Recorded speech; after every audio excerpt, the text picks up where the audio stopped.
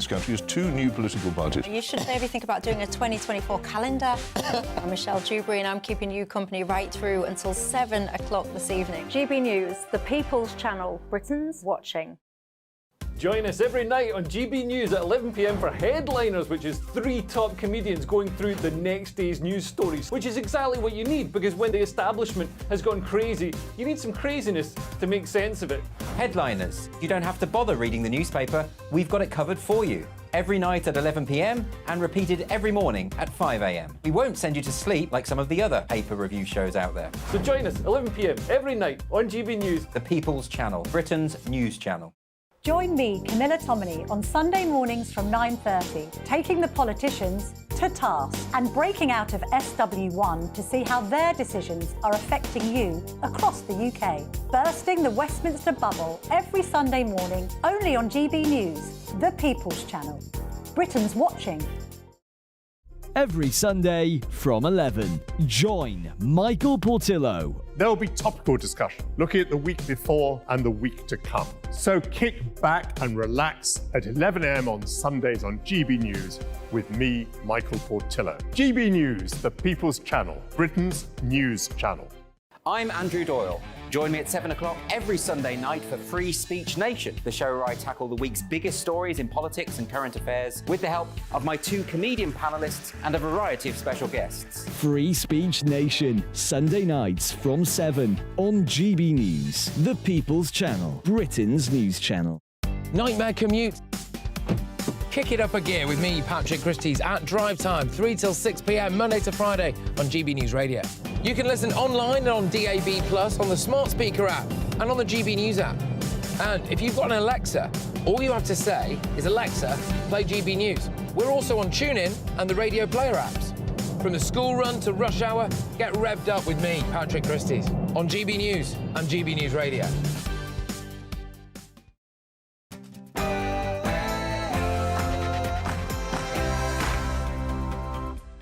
Very good morning. It's 9:30 a.m. This is Britain's Newsroom on GB News. With me, Bev Turner, and I'm going to be joined in the studio today by the leader of Reform UK, Richard Tice, throughout the show. Now, leading the news this morning, of course, crushing the enemy, the Israeli Prime Minister Benjamin Netanyahu has promised to wipe Hamas off the face of the earth as he puts Gaza under total siege, stopping food and fuel reaching the enclave of 2.3 million people. Health Secretary Steve Barclay refused to commit aid or a civilian corridor to Gaza. That Israel is able to defend itself from the most appalling attacks that it has faced. But alongside that, the UK has a proud record in terms of its overseas aid. We are major donors, 10% of the aid through the United Nations. And the Foreign Secretary is in Israel discussing these issues as we stand with them in the face of the catastrophic events that they've faced. Home Labour tax cuts. Sir Keir Starmer told GB News that he wants to cut taxes for working people if the party wins the next general election. I'd like the overall board burden, particularly on working people, to come down, but obviously we will operate, of course, and always within our fiscal rules. And Farage mania continues, and not just he will be adored by party members at the Conservative conference. Well, this week, Shadow Cabinet Ministers Jonathan Ashworth and Wes Streeting couldn't help but mention our very own GB News presenter, Either. And now Farage is waltzing his way back into the Tory party, with Truss, Braverman, Rees-Mogg, Farage calling the shots. The Conservative Party dances to the tune of Nigel Farage now. We're going to be discussing that with Christopher Hope, and also Sycamore Stump, the world-famous Sycamore gap tree from Hadrian's Wall, will be removed today after it was felled in an act of vandalism. We'll explain how the operation will work before 10 a.m.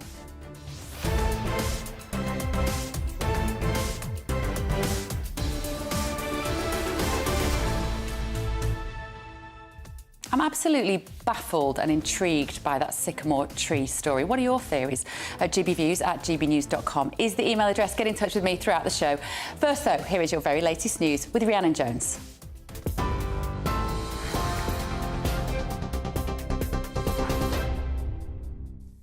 Bev, thank you. Good morning. It's 9:32. Your top stories from the GB Newsroom. The US Secretary of State has arrived in Israel to try and secure the release of more than 100 people being held hostage by Hamas in Gaza. Antony Blinken's meeting with Israeli Prime Minister Benjamin Netanyahu and the Palestinian President Mahmoud Abbas. He'll also hold discussions with US allies in the region to try and prevent a wider war. Antony Blinken says Israel will get everything it needs to defend itself. The United States has Israel's back. We have the back of the Israeli people. We have their back today. We'll have it tomorrow. We will have it every day. We stand resolutely against terrorism. We've seen the almost undescribable acts committed by Hamas against Israeli men, women, and children. Every day, we're learning more, and it is simply heartbreaking. Not since ISIS have we seen this kind of depravity. The UK economy grew by 0.2% in August. That's according to the Office for National Statistics. The Chancellor says the economy is more resilient than expected, with the UK growing faster than France and Germany since the pandemic. Jeremy Hunt also says, though, the latest growth figure is a good sign.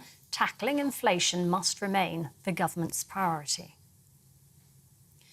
Judges in England and Wales are being told to postpone jail sentences for some offenders because prisons are too crowded.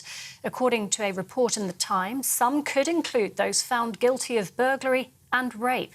The Judicial Office declined to comment on the report. It comes after the government said it plans to rent prison spaces from foreign countries in an effort to address chronic overcrowding.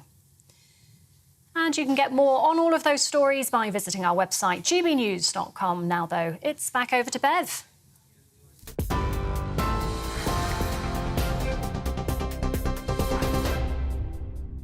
It's 9:34. Thank you very much for joining me on Britain's Newsroom this morning. So, Israeli volunteers are helping to support the operations and efforts to send visitors. Has the very latest. At a convention centre in Tel Aviv, volunteers are rushing to supply an army in need. Last week, many of the people here were protesting the government. Now they have come together to face an existential threat to Israel. This room is the control centre, where incoming information is gathered. People here say they are desperate to support however they can. Just volunteer, do whatever I can.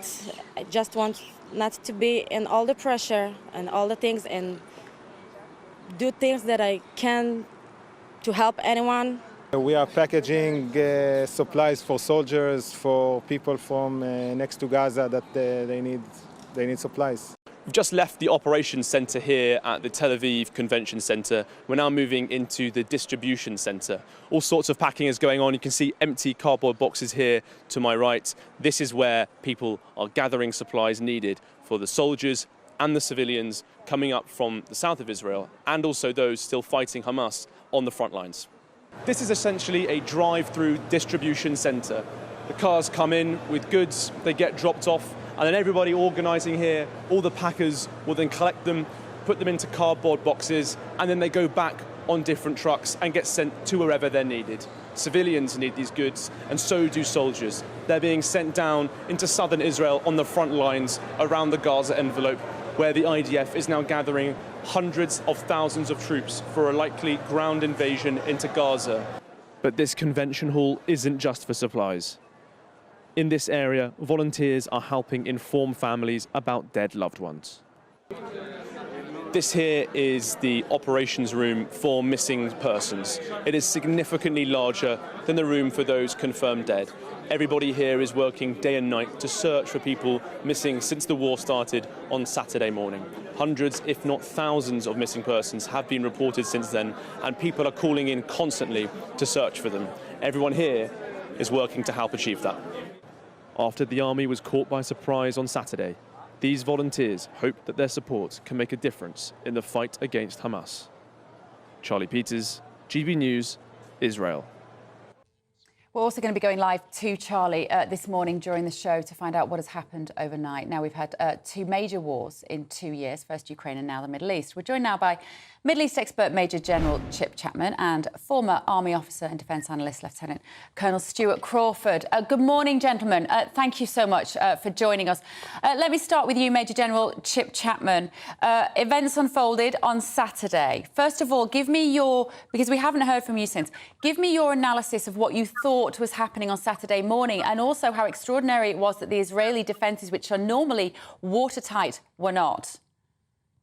Well, of course, there was strategic preemption by the Hamas group, and there was an absolute strategic intelligence failure.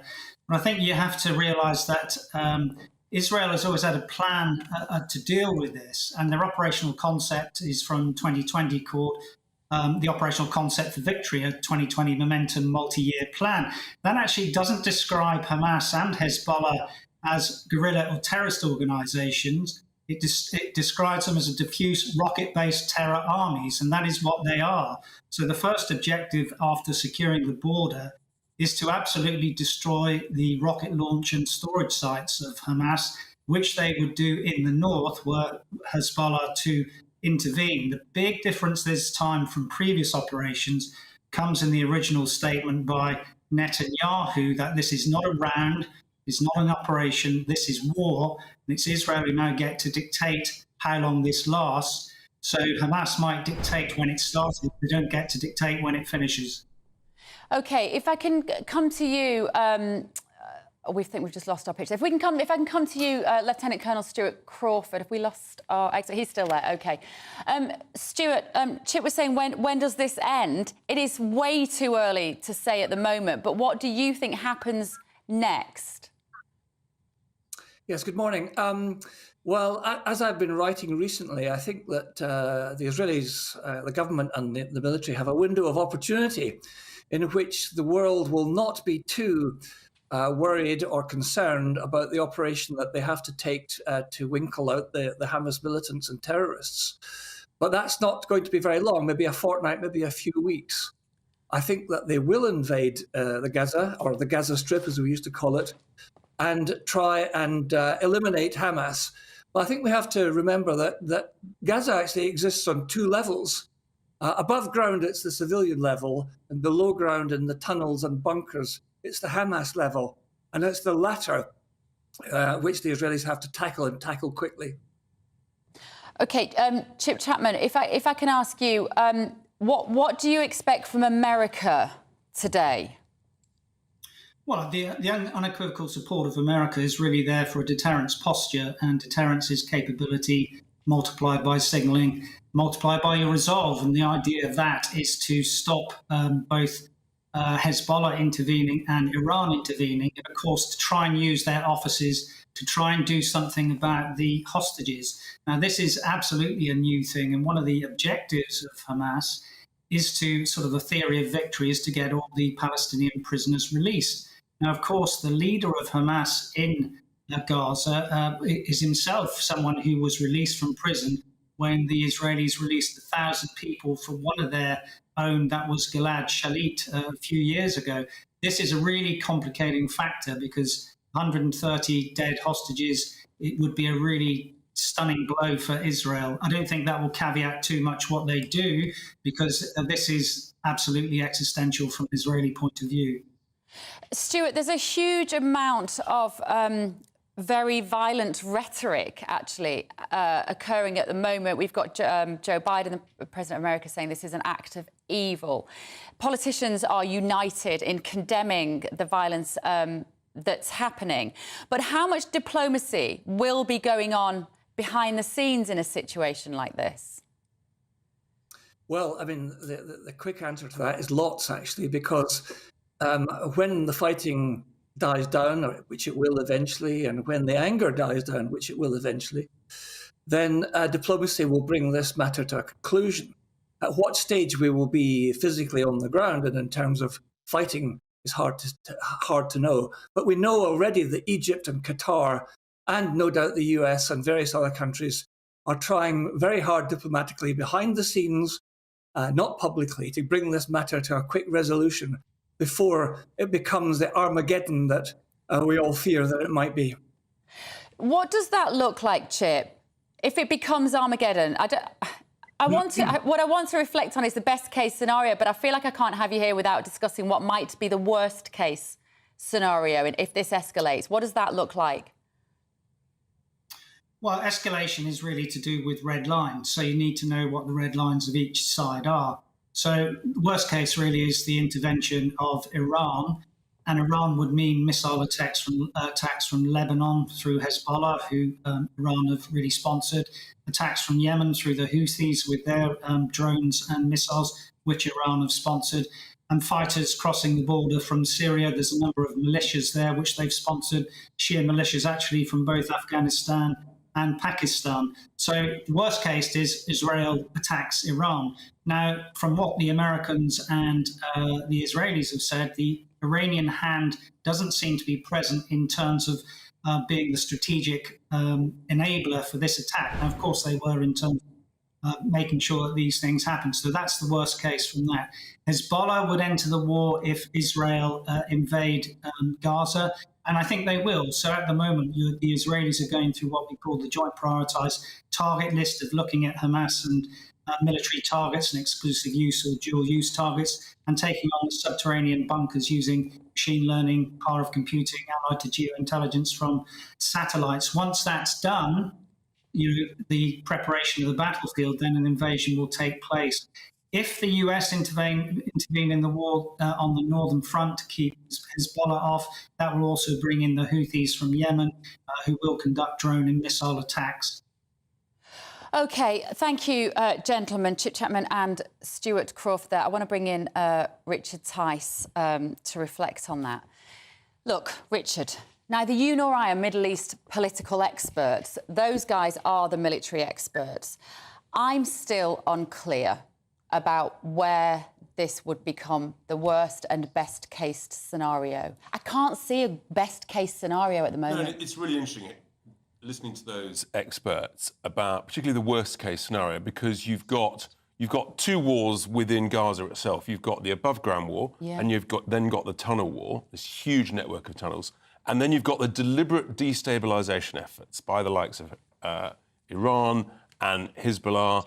And it's very interesting, the US is having this naval deterrence with their carrier fleet essentially nearby in order to try and prevent this growing into a massive regional conflict. Because, as your guests were saying there, that's the Armageddon scenario. Having said that, there's a very interesting piece today by Tim Collins in the Mail on the sort of the upside scenario, using the diplomacy and trying to, in a sense, obviously Israel is going to have to respond.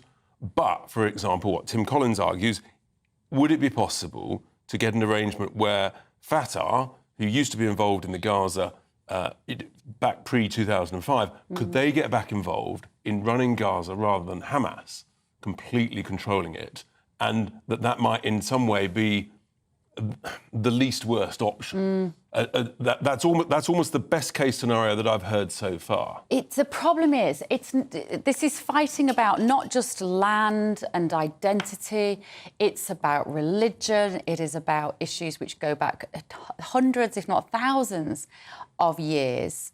And I have a very, very dark feeling about this scenario, because, like you say, I cannot see what will happen. I thought Tony Blair's statement was interesting yesterday, and I'd love to know what you make of this. He said yesterday, as the full nature of the barbarity and disgusting savagery of Hamas's attack becomes clear, which the perpetrators know full well will result not only in grief and tragedy for Israelis, but also for the people of Gaza, it becomes clear also that decades of conventional Western diplomacy around the Israeli-Palestinian issue will need to be fundamentally rethought. And let's remember, of course, Tony Blair was a Middle East special envoy for many, many years. So he knows how hard it is.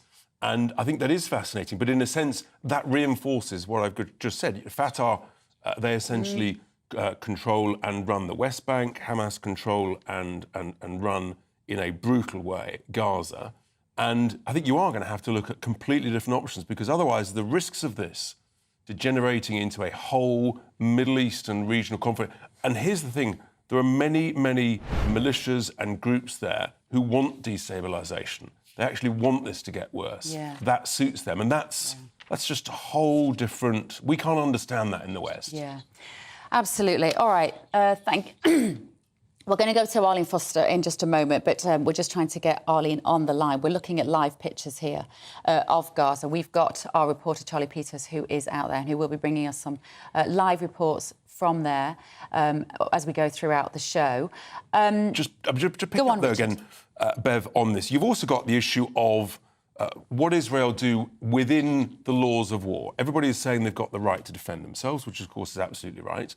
Equally, you've got the UN, you've got even the US are saying that they've got to respond and uphold the laws of war, and I think that is a key thing. That'll be part of the diplomacy that was touched on behind the scenes to make sure, because if Israel essentially go too far in international terms, then they start to lose the huge amount of support that they've got at the moment, and this is the huge risk. We can understand, I touched on it yesterday, if this happened in London, 1,000 people dead on the streets of London, we would all be wanting huge revenge, utter fury. We'd have all known people and lost people and loved ones. You'd be saying, I want revenge. And yet you've somehow got to try and contain this. Absolutely. And I think, obviously, we all know that Israel has a right to defend itself from that absolutely unprecedented attack on civilians at the weekend. But I do wonder why, at a time like this, we aren't having any sort of statement which is calling for any sort of comprehensive peace plan, asking for an immediate ceasefire, whilst all of those parties who have vested interests are somehow brought around the table. But I know I sound very naive in these situations. I think it's way too early. I mean, just given the gravity of what's happened, the absolute depravity of what we know is a matter of fact. Israel has to have its right to defend itself. And the other thing is there've been these Hamas fighters still essentially in Israel killing people days after we thought that actually it was over. It wasn't. And the hundreds of them that were into the kibbutz and things. So, the dangers are still present. The rockets are still pouring in from Gaza. And this does not... It's not like it's just stopped and now we can have a ceasefire. No. This has got a long way to play out. Hasn't it? And also, we didn't even touch on what this might mean for security in this country, for people who are living here. And we will be dealing with that as well as the show goes on. Now, moving on, so the government are going to set out plans today to restrict disposable vapes so they're no longer targeted at children. This is a topic we discuss lots of times, and I know that lots of parents and grandparents out there feel quite strongly about this. Now, among the proposals are restricting their sale in shops, clamping down on sweet flavours and bright packaging, and higher prices. So let's go now to GBNews reporter Catherine Forster for us at Westminster to bring us the latest. So, Catherine, is this what Rishi Sunak was talking about in his speech at the Conservative Party conference? Well, there's two things going on here. There's a joint 8-week consultation being launched. It's got two aspects.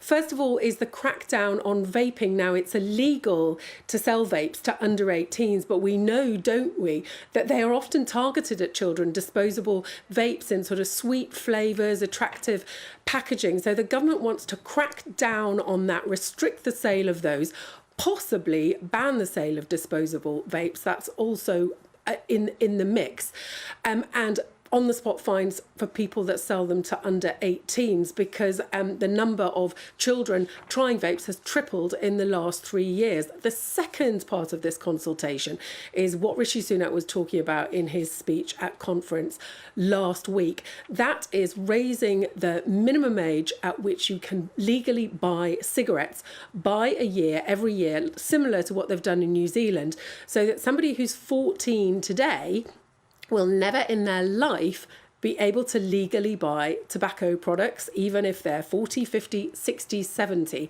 The aim ultimately, of course, is to stop smoking completely. And this is something that Rishi Sunak is very keen on. They're very well aware that the cost to the NHS is massive, the cost to wider society. But a figure here, £17 billion a year. So this is something Rishi Sunak feels strongly about. So two prongs, banning the legal age of smoking to stop young people ever smoking from 14-year-olds and under ever smoking, and also cracking down on the appeal of vapes to children. OK. All right. Thank you very much, Catherine Forster. There in Westminster. Richard, this is a good news story, trying to do something about vaping in kids. Yes, it is. But once again, the government is floundering. It's issuing a consultation. No idea how long this is going to take. Dozens and dozens of pages. And look, whatever you think, at least the Labour Party, Wes Streeting, he's saying he's coming down like a ton of bricks. He looks as though he's being decisive. And the government, once again, floundering. And when they do make a decision, the Prime Minister says, oh, we're going to sort of ban anybody under the age of 14 from smoking ever again. A completely unworkable proposal over the next half a century. And you think, who's advising these people? How can they come up with such nonsense? How do you feel? Because, of course, when they try to clamp down on these vaping companies from marketing them for children, no doubt there will then be a legal challenge from the vaping companies who will say it's up to us if we want to sell them in tutti frutti flavour. That's nothing to do with you, Rishi Sunak. But I'm interested as well on stop. What's your position in terms of the nanny state with preventing what at some point there will be grown adults who will not be allowed to buy cigarettes? And that's absurd. It's absolutely even absurd. Just saying it makes me smile. It makes me furious. I don't smoke. I hate smoking. Me too. I hate the smell. Me too. But it's absolutely absurd. It's unworkable. How can anybody be so utterly stupid to come up with such a proposal? And where's the government's conviction? All these consultations, where's their own belief, their own principle, their own saying, that's right, that's wrong, we're going to do what's right. Yeah. And it seems that and put the individual at the centre of those discussions, I would also say. Now, in the next few moments, we're going to be hearing from GBNews reporter Charlie Peters in Tel Aviv as the Gaza death toll surpasses 1,200. Don't go anywhere. Hello, very good morning to you. Welcome to your latest GB News weather update brought to you by the Met Office. I'm Alex Burkill, and whilst today is looking largely dry with the best of the sunshine in the north, we do have some wet weather arriving later on. More on that in a second. At the moment, we've got a cloudy picture across many southern areas with some outbreaks of rain, but most of that clearing away. Further north, after a touch of frost first thing, it is going to be largely bright. Plenty of sunshine across Northern Ireland and Northern England in particular, and some sunny spells across Scotland too, but also the risk of a few showers, particularly towards the far north, Orkney and Shetland especially. Temperatures will be down a little bit compared to yesterday, especially in the south, with quite a bit of cloud around, getting into the high teens Celsius. Then as we go through this evening and overnight, we are going to be attacked from two sides. We have a low pressure system towards the north, and that will bring a spell of showery rain across parts of Scotland, but it's in the south we have a swathe of very wet weather that will spread across much of England and Wales, bring some heavy rain as we head through the early hours of Friday morning. Because of the cloud and the rain, temperatures aren't going to drop as much as they did last night, so especially in the north, it's not going to be as chilly. As we go through Friday itself then, a very wet picture across much of England and Wales. There could be some flooding and some disruption to travel, so do watch out for some heavy rain and even some intense downpours across more southern counties too. Further north across Scotland and Northern Ireland, it's a showery picture, blustery at times, and that's going to take the edge off those temperatures, and they're likely to be near normal for the time of year, but turning colder into this weekend. As more and more awful human stories emerge from the Middle East, we're going to be crossing over to Tel Aviv to speak to our reporter on the ground, Charlie Peters. This is Britain's Newsroom on GB News, the People's Channel.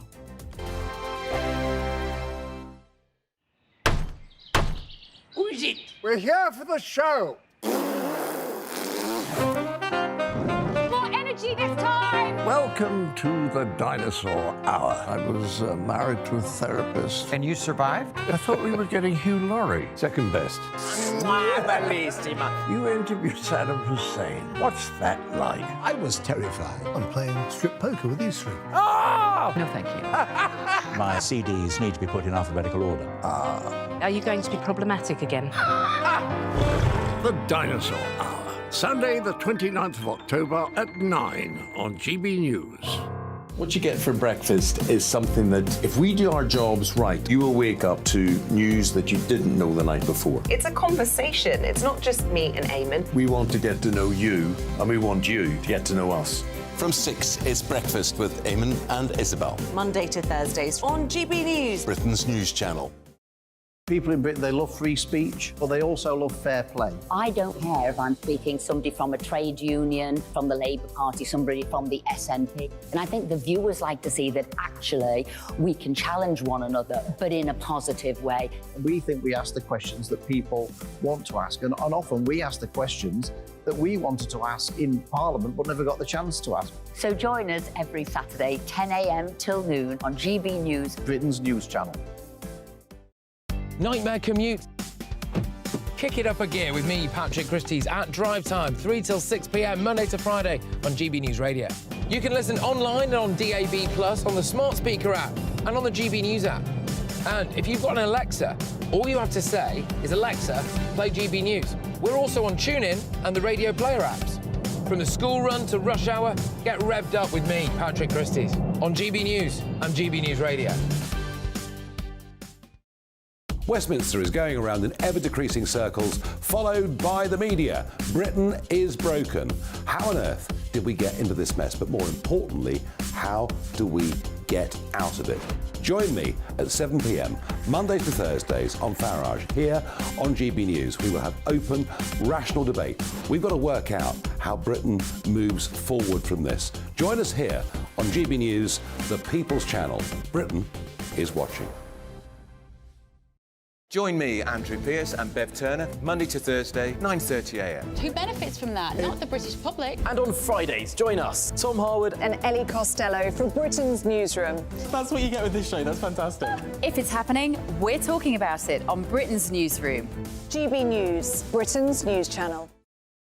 GB News, unlike other broadcasters, isn't obsessed with the London-Westminster bubble. We think there's a nation beyond the M25, and that's why we talk about the issues that matter across the land. Join me on State of the Nation, 8 to 9 o'clock, Monday to Thursday, on GB News. Daisy's listening, and you should too. Now then, Lee Anderson here. Join me on GB News on my show, The Real World, every Friday at 7 p.m. I'm not eating bloody cat. Are you Delicious. mental? Put your mouth. OK, here comes a train. Reminds me of the scene in Singing in the Rain. Adam, is that a good one? Whoa! Join me at 7 on GB News, Britain's news channel.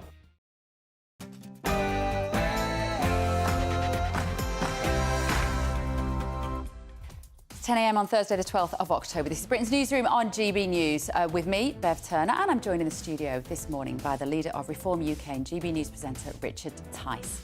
So, leading the headlines this morning, of course, crushing the enemy, the Israeli Prime Minister Benjamin Netanyahu has promised to wipe Hamas off the face of the earth as he puts Gaza under total siege, stopping food and fuel reaching the enclave of 2.3 million people.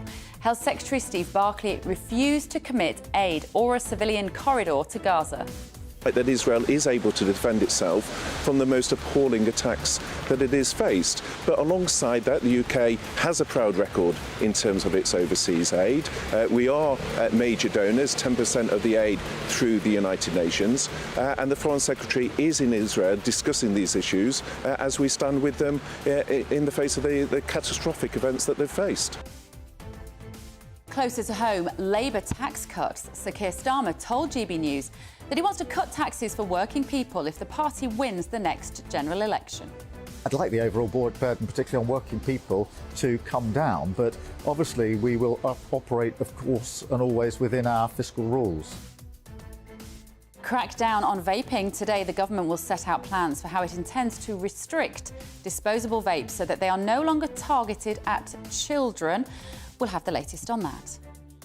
And Farage mania continues. Last week, he was adored by party members at the Conservative conference.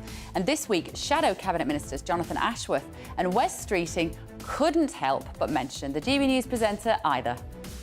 And now Farage is waltzing his way back into the Tory party, with Truss, Braverman, Rees-Mogg, Farage calling the shot.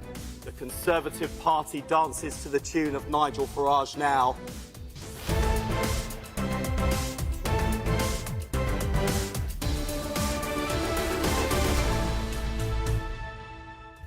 Fascinating to me that they say that as though that's a bad thing. You only have to walk down the high street with Nigel Farage to see the reception he gets from the public. Very different to the reception he gets in the British media. Right, let me know your thoughts this morning. We're going to go and check the emails while you read, while we have the news from Rhiannon. I'm going to go and read them. gbnews@gbviews.com.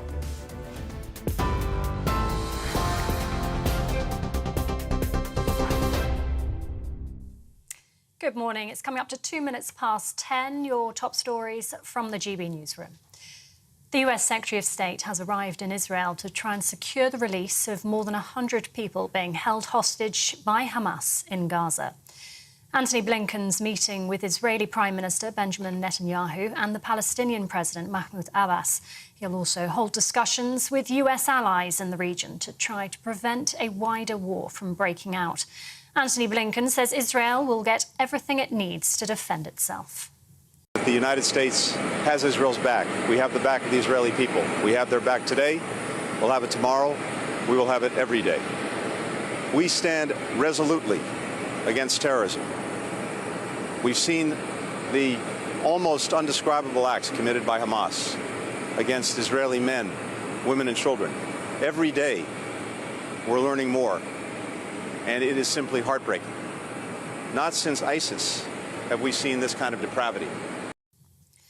No decision has been made on an expected ground incursion into Gaza, but Israel's military says it is preparing for it. They say gunmen are still attempting to infiltrate Israel by sea following a barrage of attacks on Gaza overnight, targeting an elite faction of Hamas. Netanyahu appeared on Israeli television last night alongside opposition figure Benny Gantz to announce the formation of an emergency unity government.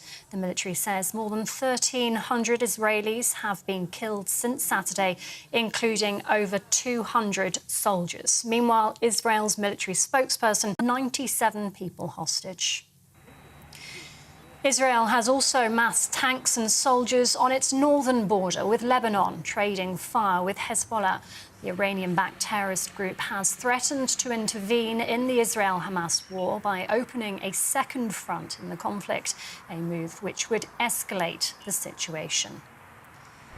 And if you're watching us on TV, these are live images from Gaza, where you can see, as we're watching, no new airstrikes coming in as we watch those live images. Officials in Gaza, though, say 1,200 people have been killed, with more than 5,500 people wounded.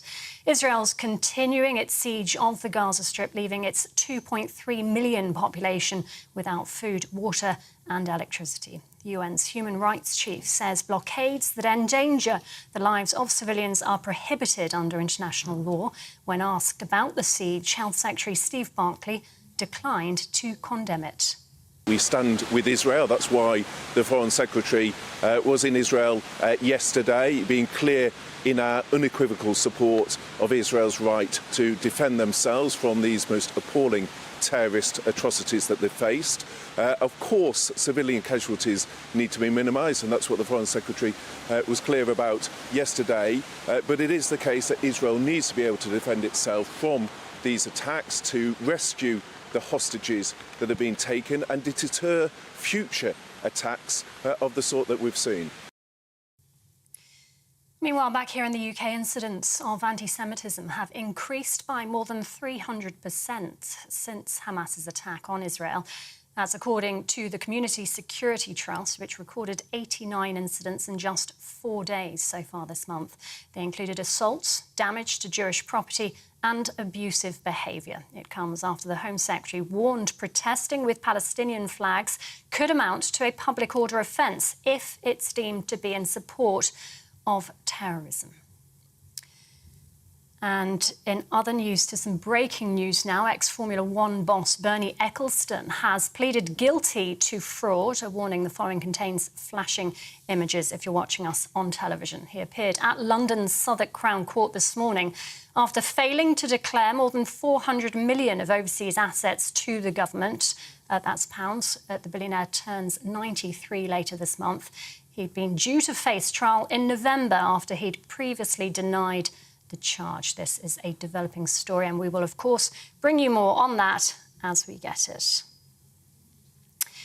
And staying here in the UK economy grew by 0.2% in August. That's according to the Office for National Statistics. The Chancellor says it's more resilient than expected, with the UK growing faster than France and Germany since the pandemic. Jeremy Hunt also says the latest growth figure is a good sign, but that tackling inflation must remain the government's priority. And judges in England and Wales are being told to postpone jail sentences for some offenders because prisons are too crowded. According to a report in The Times, some could include those found guilty of burglary and even rape. The Judicial Office declined to comment on the report. It comes after the government said it plans to rent prison spaces from foreign countries in an effort to address chronic overcrowding. This is GB News across the UK on TV, in your car and digital radio, and on your smart speaker by saying play GB News now. It's back over to Beth.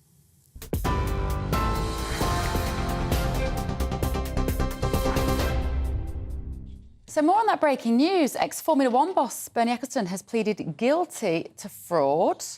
Just so that you know, there are flashing images in this footage. This was Bernie Ecclestone arriving at court in London's Southwark Crown Court this morning after failing to declare more than £400 million of overseas assets to the government. The billionaire, of course, turns 93 later this month. He'd been due to face trial in November after he previously denied the charge. Richard Tice, how is it possible to not declare £400 million? I'm just reaching down the back pocket to see if I can find the odd 400 million. I mean, it's just unbelievable. What is going on?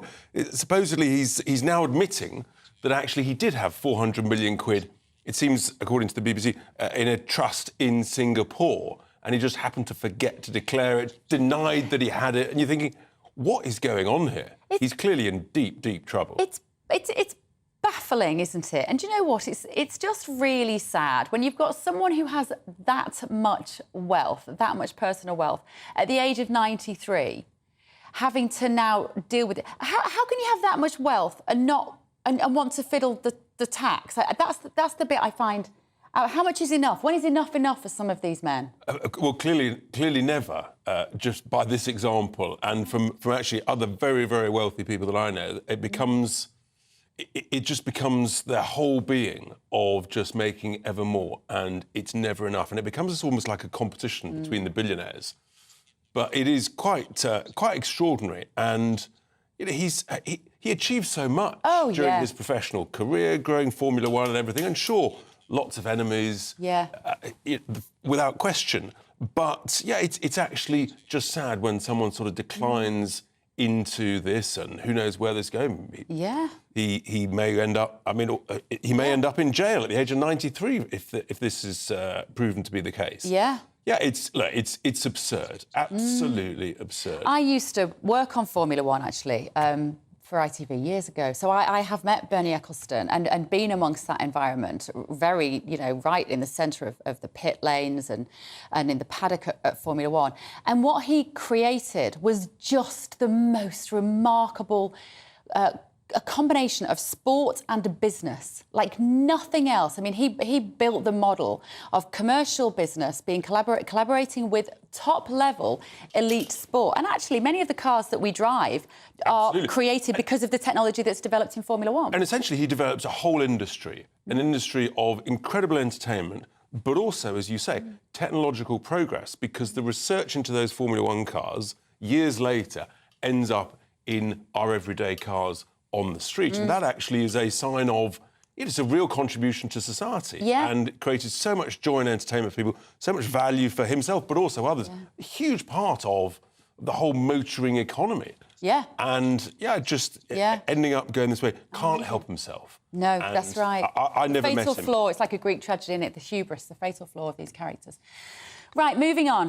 1,200 people have lost their lives since Hamas attacked Israel on Saturday. Many remain missing, feared dead or kidnapped. We're joined now by Hilary Freeman, whose family in Israel has been greatly affected. Good morning, Hilary. Thank you so much for joining us. It's very easy, actually, to forget the thousands of individual human stories which are at the centre of this when there are politicians sabre-rattling and asking for whole areas to be crushed and obliterated.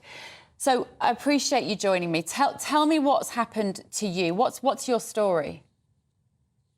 Well, my cousin, my mother's first cousin, lives in Israel, and she actually lives on kibbutz Kfar Atzar, which is the kibbutz which has had the appalling massacre of all the images and the reports came out of earlier in the week.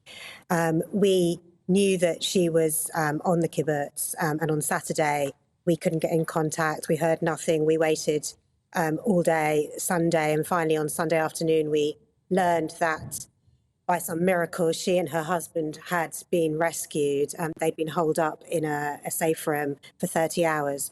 However, her son and his wife had come to visit that weekend with their children for a Jewish festival. And the daughter-in-law was tragically murdered. And we believe that it happened in front of the children, and they all had to go into the safe room while their mother was lying outside. And obviously all their friends and neighbours are the people that you've seen who've been slaughtered. I'm so sorry. I'm so sorry, Hilary. What a terrible state of affairs. Just for people who live here and don't understand, will you just explain what a kibbutz is and why there would be necessity for a safe room? Well, there are safe rooms. It's not just a kibbutz is like a collective. It's a community. Tends to be. They tend to have factories, farms. They were set up in the 1940s, the 1950s, at the beginning of the State of Israel, when people were moving there and starting to build the country and the agriculture. And they're communities, basically, little villages. But everybody in Israel has safe rooms. And the tragedy of what's happened this last week is that the safe rooms were designed to protect people from bombs, not from people storming in. And a lot of them didn't have locks for that reason. And that's why so many people have been killed in their safe rooms. So a safe room would be a reinforced room in the house, presumably, built out of different materials, like an air raid shelter, we would think of it. I guess so. I'm not, an expert on that. I don't. Sorry, I don't know. But, that's okay. But I mean, yeah. And you're saying, but they don't ordinarily have locks on them in the same way that an air raid shelter here in World War II wouldn't have had a lock on it, because you wouldn't expect the ground attack. Exactly, and also, if you've got a lock and there's been a bomb, people can't get in to rescue you. So the idea is that you're safer from a raid rather than from terrorists actually coming in. So how are the family now? Well, my cousin is too traumatised to speak, so we don't know exactly the details of what happened. But everybody is devastated, and it's not just people. It's not just Jewish people who've had direct experience of this, who have relatives who've been directly affected. It's everybody. Everybody I know in this country has friends or relatives in Israel, and we all feel absolutely devastated about what's happened. People are bursting into tears, not sleeping.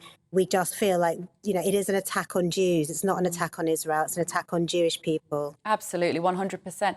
Would you say, Hilary, before this attack at the weekend, that the Israelis and the Palestinians, well, obviously we're clearly not in a place without conflict, but there was a sort of period of relative quiet around the area. And hence, on that holiday, all of those Israeli families were very much had their guard down.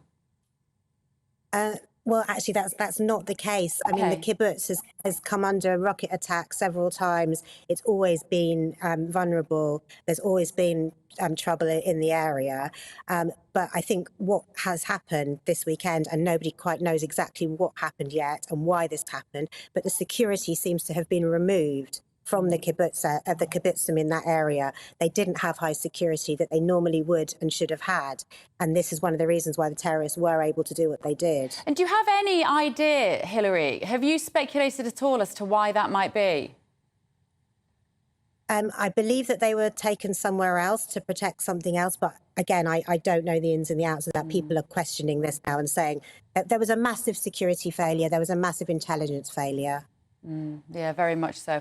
OK, Hilary Freeman there, a journalist whose family is in Israel. And we send you our absolute sympathies and, heartfelt just sadness for you and your family and your community. Thank you for joining us. So GBNews reporter Charlie Peters is in Tel Aviv for us this morning. Good morning, Charlie. So you were live on GB News late last night. How are things this morning? Well, in the last hour in Sderot, down in the south, a rocket attack has been successfully launched by Hamas terrorists. The local emergency services say that at least two seriously wounded there in the latest barrage of rocket attacks this morning. The typical pattern seems to be of the last 5 or 6 days that overnight the Gaza Strip is bombarded heavily. Hundreds of targets are hit by the Israeli Air Force. And then in the morning, Hamas come out of their underground bunkers and shelters and start to fire their rockets back into Israeli airspace. Yesterday, they launched successful rocket strikes on Ashkelon and Ashdod, and some as far north as central Tel Aviv, where we are now. But the bulk of their focus is in southern Israel, where they have been most successful in their attacks. We do know that forces are swarming on southern Israel for a likely ground invasion, but the Israeli Defense Forces are also trying to secure the northern border as they anticipate further intervention from Lebanese Hezbollah. It is an extremely complex battle space, and where I am here in the Tel Aviv Expo Center, volunteers are flocking in their thousands to make sure that all fronts of this conflict for the Israelis are well supplied. People are bringing here everything that soldiers and civilians alike might need for the conflict. We're seeing clothing, boots, hygiene kits, batteries, you name it, they are sending it all over the country. OK, all right, thank you, Charlie. We will be going back to Charlie, of course, throughout the day here on GB News. You've been getting in touch this morning with some of your thoughts. Robert said, what is more important than revenge is to never be vulnerable to such evil again. This is Israel's main goal now. Nicola said, give all the hostages back and Gaza will be returned with its amenities. And Brian says, was Hamas thinking of the rules of war when they slaughtered women and children? Israel is justified to destroy Hamas and their supporters wherever they are. Keep your views coming. gbviews@gbnews.com. But still to come this morning. Labour have made some pledges on housing, taxes and the NHS. Will they be U-turning on them too? This is Britain's news channel, GB News.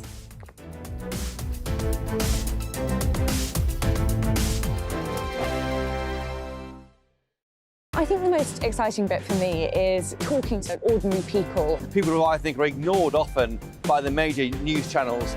We're going to give news they want to hear. There's a voice there that needs to be heard. I think there's a chance here for a diversity of opinion to be expressed, which you don't find elsewhere. It's really exciting. We don't hold back. We're free to say how decisions that are taken here affect us all around the country. Only on GB News, the People's Channel, Britain's news channel. The Live Desk with me, Mark Longhurst. And me, Pip Thompson. It's here Monday to Friday on GB News. From midday, we'll bring you the news as it breaks, whenever it's happening and wherever it's happening, from across the UK and around the world. Refreshing, feisty, but with a bit of fun too. If it matters to you, we'll have it covered on TV, radio and online. Join the Live Desk on GB News, the People's Channel, Britain's news channel. So Jubes and Kerr, we tackle the issues of the day with real, robust debate, both sides of the fence, battling it out with me in the middle with my forthright opinions and views. And often really interesting things happen because you start with a position and then by the end of the debate you find actually, well, I might not have thought about that one. What we need in this country is 2 new political parties. You should maybe think about doing a 2024 calendar. I'm Michelle Dewberry and I'm keeping you company right through until 7 o'clock this evening. GB News, the People's Channel, Britain's watching. Join us every night on GB News at 11 p.m. for Headliners, which is 3 top comedians going through the next day's news stories, which is exactly what you need, because when the establishment has gone crazy, you need some craziness to make sense of it. Headliners. You don't have to bother reading the newspaper. We've got it covered for you. Every night at 11 p.m. and repeated every morning at 5 a.m. We won't send you to sleep like some of the other paper review shows out there. So join us 11 p.m. every night on GB News. The People's Channel, Britain's news channel. Join me, Camilla Tominey, on Sunday mornings from 9:30, taking the politicians to task and breaking out of SW1 to see how their decisions are affecting you across the UK. Bursting the Westminster bubble every Sunday morning, only on GB News, the People's Channel. Britain's watching. Every Sunday from 11, join Michael Portillo. There will be topical discussion, looking at the week before and the week to come. So kick back and relax at 11 a.m. on Sundays on GB News with me, Michael Portillo. GB News, the People's Channel, Britain's news channel. I'm Andrew Doyle. Join me at 7 o'clock every Sunday night for Free Speech Nation, the show where I tackle the week's biggest stories in politics and current affairs with the help of my 2 comedian panellists and a variety of special guests. Free Speech Nation, Sunday nights from 7 on GB News, the People's Channel, Britain's news channel. Nightmare commute? Kick it up a gear with me, Patrick Christie's at Drive Time, 3 till 6 p.m, Monday to Friday on GB News Radio. You can listen online and on DAB+, on the smart speaker app and on the GB News app. And if you've got an Alexa, all you have to say is, Alexa, play GB News. We're also on TuneIn and the Radio Player apps. From the school run to rush hour, get revved up with me, Patrick Christie's, on GB News and GB News Radio.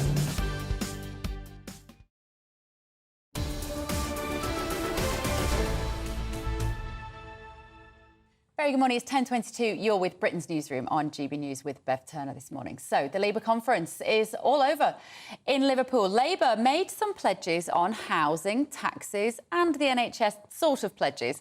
Sir Keir Starmer spoke to GB News' political editor Chris Hope on how they would tackle the migration numbers. Of course we're concerned about it. I think anybody would be concerned by a government that's lost control of the borders. That has to be addressed. And that's why we set out in terms that we have to smash the criminal gangs that are running this vile trade. Go back to my days as Director of Public Prosecution. I did joint operations to smash terrorist gangs. I am convinced we can smash the gangs that are running this vile That's trade. illegal immigration. What level are you happy with of the net number? 600,000 arrived in the 12 months till June last year. Well, I'm not going to pluck a number out of the sky. The Tories do. Well, they do, and then they miss it over and over again. And we've ended up with a situation where the number is higher than it's ever been. But this is symptomatic, I think, of the last 13 years. One of the challenges that we laid down for the Tories yesterday is tell us what your record is. Because if you've got a record after 13 years, you should be telling the country what it is. So that's why I contrasted them with our project, which is actually, let's not just fix the country, let's go on this journey of national renewal. And I can't stress it enough, it's a national journey. It is cross-party. Those that have lost faith in the party they are voting for are welcome to join us in this national project. Sir Keir Starmer also set out his policy on cutting tax for working people. I said competitive tax regime. Well, look, we've got the highest rates of tax that we've had since the Second World War under this government. So all we've got from this government is high tax and low growth, and that is the wrong recipe for the country. Competitive, of course, but my focus is on growth and growing the economy. And that was will the tax burden right come through down? my speech. Will the tax burden come down under Labour? I'd like the overall burden, particularly on working people, to come down, but obviously we will operate, of course, and always within our fiscal rules. Working people. Everybody that pays tax is a working person, isn't there? That doesn't make a lot of sense to me. Right, former Cabinet Minister and GB News presenter Esther McVey joins us now. Esther, dying to talk to you about this. What do you think he means by working people, reducing the tax burden on working people? Everybody's paying taxes working. Well, he couldn't describe yesterday on an interview what working class people were. So I'm not really sure that he knows. But you and I know people who go out, who work hard, who pay taxes. Those are the people. But he did only say, I would like to reduce tax. He didn't say he was going to do it. Look, I'd like to play for the Lionesses in the next World Cup. It's not going to happen, just like his tax cuts are not going to happen, because he's actually now committing to more spending. And this is what he criticised Liz Truss about, unfunded tax cuts. No, they are going to be spending more and taxing more. But did you get any sense of where he would be spending more from the conference this week? Because it did sort of sound like he'd just kind of spend everywhere, really. But there was no detail to any of it. You know, more police, better schools, just sort of random dishing it out. I couldn't tie anything down specifically that would be different to where the Conservatives would want to spend money. Well, there were a couple of things. So he did say that he was going to get to net zero quicker. They did make a 20 billion plus commitment for a green pledge. There was also a motion at the Labour Party conference to bring the HS2 back, which would be, again, tens and tens of billions of pounds. So he has made commitments. And you think he would bring back HS2? I was surprised to hear him say that he would. Well, he has. First of all, he was against HS2 when it cost 38 billion. Now he seems to be for it, that it could be costing 180 billion. That's Labour for you. When it's costing a lot, they're for it. When it was at a value for money price, they weren't. You know, given that immigration is so high on people's priorities here and may very well determine the next election, he's surprisingly weak on that topic, isn't he? He barely mentioned it in his speech at conference. And then when he was talking to our political editor there, Christopher Hope, he wouldn't commit to any sort of number. Well, he didn't mention it. And what we do know is that Labour Party voted 70 times, that's 70 times, against the illegal migration bill. What we do know is he wants to stop the Rwanda deterrent. We also know that he wants to have some more safe routes to the UK and also negotiate with the EU to be part of their burden sharing commitment there for immigrants. So I think we'll see numbers go up. And you're right, he couldn't really talk about legal migration, the numbers there. No, I think he's in a pickle, and I think he can safely say he is about open borders, and that's what would happen. I want to bring Richard Tice in, Esther, because when we were listening to Keir Starmer there refusing to talk in any great detail about immigration, you practically had your head in your hands. Well, I did, because the one thing he did talk about was building more houses. But the need for more houses is driven by the huge quantity of legal migration, and yet he refuses to draw any form of link. There's a really good piece in today's Daily Mail on this. If you've got 1 million plus people arriving in a year, guess what? You're going to need another 300,000 or 400,000 homes for people to live in. And this complete inability to put a real number on it in any way. He was embarrassed to talk to the political editor, Chris Hope, about this. Just embarrassed. He wanted to get off the topic. Esther, were you surprised that there was no bounce in the polls for Rishi Sunak after the Conservative Party conference?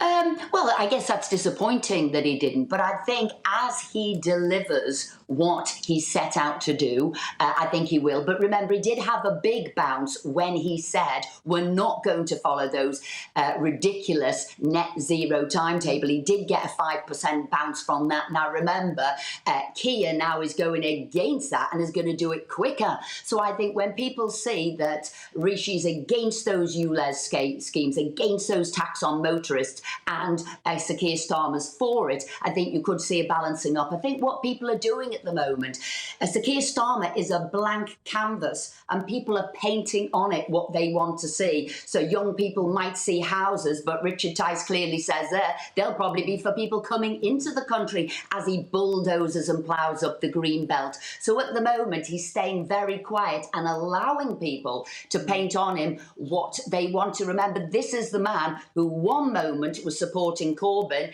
the next moment he's supporting Blair, one moment he's going to get rid of tax fees, the next minute he's keeping it, one moment he's renationalising, the next moment he's not. I'd say be very aware of what he actually does believe in. OK, Esther McVeigh, lovely to see you. Thank you very much for joining us this morning. Right, moving on. Walk of shame. You're staying with me, Richard Tice, aren't you? You're not going anywhere. I'm not saying goodbye to you just yet. Right. Now, walk of shame. Captain Sir Tom Moore's daughter has confessed to pocketing £800,000 from books written by the NHS fundraising war veteran. We're going to be talking about that. And also, fell but not forgotten. The Sycamore gap tree from Hadrian's Wall will be removed today after it was felled in an act of vandalism. That and much more after your morning's news with Rihanna.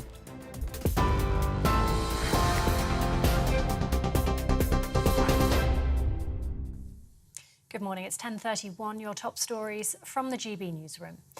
The US Secretary of State has arrived in Israel to try and secure the release of more than 100 people being held hostage by Hamas in Gaza.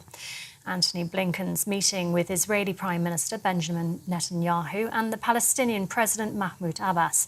He'll also hold discussions with US allies in the region to try and prevent a wider war. Antony Blinken says Israel will get everything it needs to defend itself. The United States has Israel's back. We have the back of the Israeli people. We have their back today. We'll have it tomorrow. We will have it every day. We stand resolutely against terrorism. We've seen the almost undescribable acts committed by Hamas against Israeli men, women, and children. Every day, we're learning more, and it is simply heartbreaking. Not since ISIS have we seen this kind of depravity. The UK economy grew by 0.2% in August. That's according to the Office for National Statistics. The Chancellor says the economy's more resilient than expected, with the UK growing faster than France and Germany since the pandemic. Jeremy Hunt also says, though the latest growth figures are a good sign, tackling inflation must remain the government's priority. Judges in England and Wales are being told to postpone jail sentences for some offenders because prisons are too crowded, according to a report in The Times. Some could include those found guilty of burglary and rape. The Judicial Office declined to comment on the report. It comes after the government said it plans to rent prison spaces from foreign countries in an effort to address chronic overcrowding. And Bernie Ecclestone has pleaded guilty to fraud. A warning: the following contains flashing images. The ex-Formula One boss will pay £652 million to the tax authority. He appeared at London's Southern Crown Court this morning. That's after failing to declare more than £400 million of overseas assets to the government. The billionaire turns 93 later this month. He'd been due to face trial in November after he'd previously denied the charge. And you can get more on all of those stories by visiting our website, gbnews.com.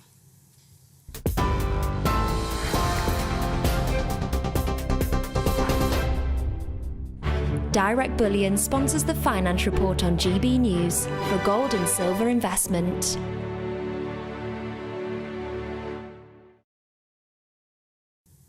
Here's a quick snapshot of today's markets. The pound will buy you $1.2296 and €1.1575. The price of gold is £1,529.37 per ounce, and the FTSE 100's at 7,684 points. Direct Bullion sponsors the Finance Report on GB News, investments that matter. Still to come this morning, the Sycamore Gap tree from Hadrian's Wall will be removed today. We have a reporter there. We will have the latest live from Northumberland. This is Britain's Newsroom on GB News.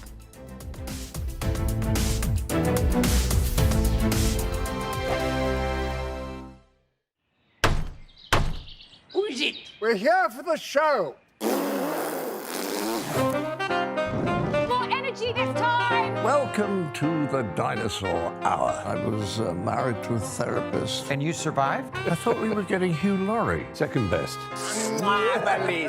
You interviewed Saddam Hussein. What's that like? I was terrified. I'm playing strip poker with these three. Oh! No, thank you. My CDs need to be put in alphabetical order. Are you going to be problematic again? The Dinosaur Hour.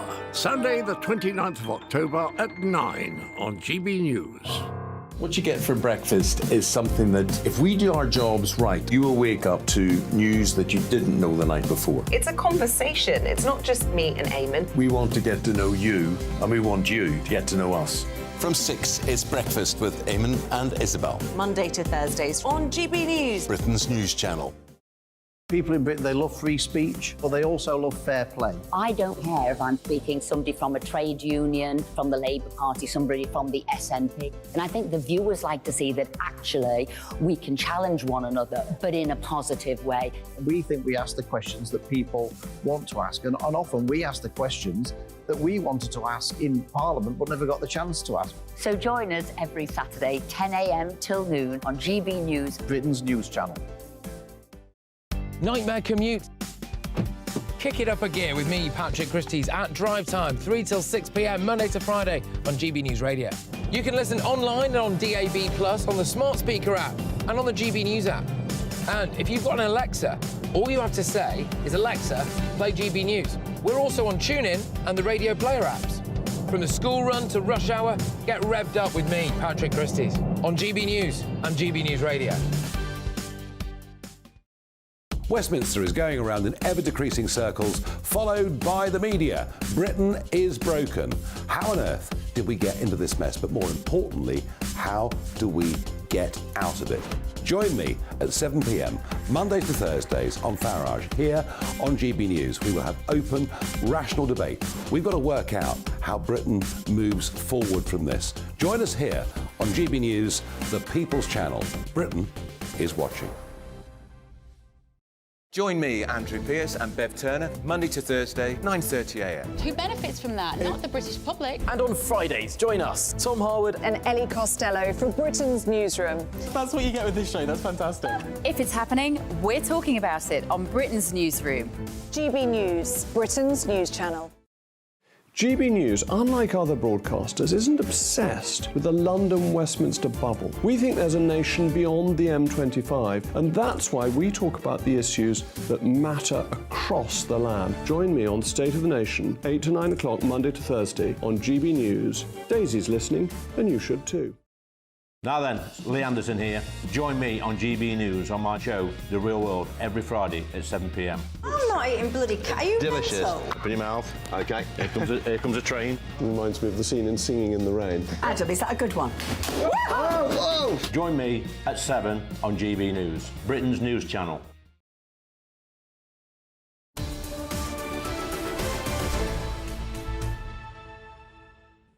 Good morning, it's 10:38 with Britain's Newsroom on GB News with Bev Turner this morning.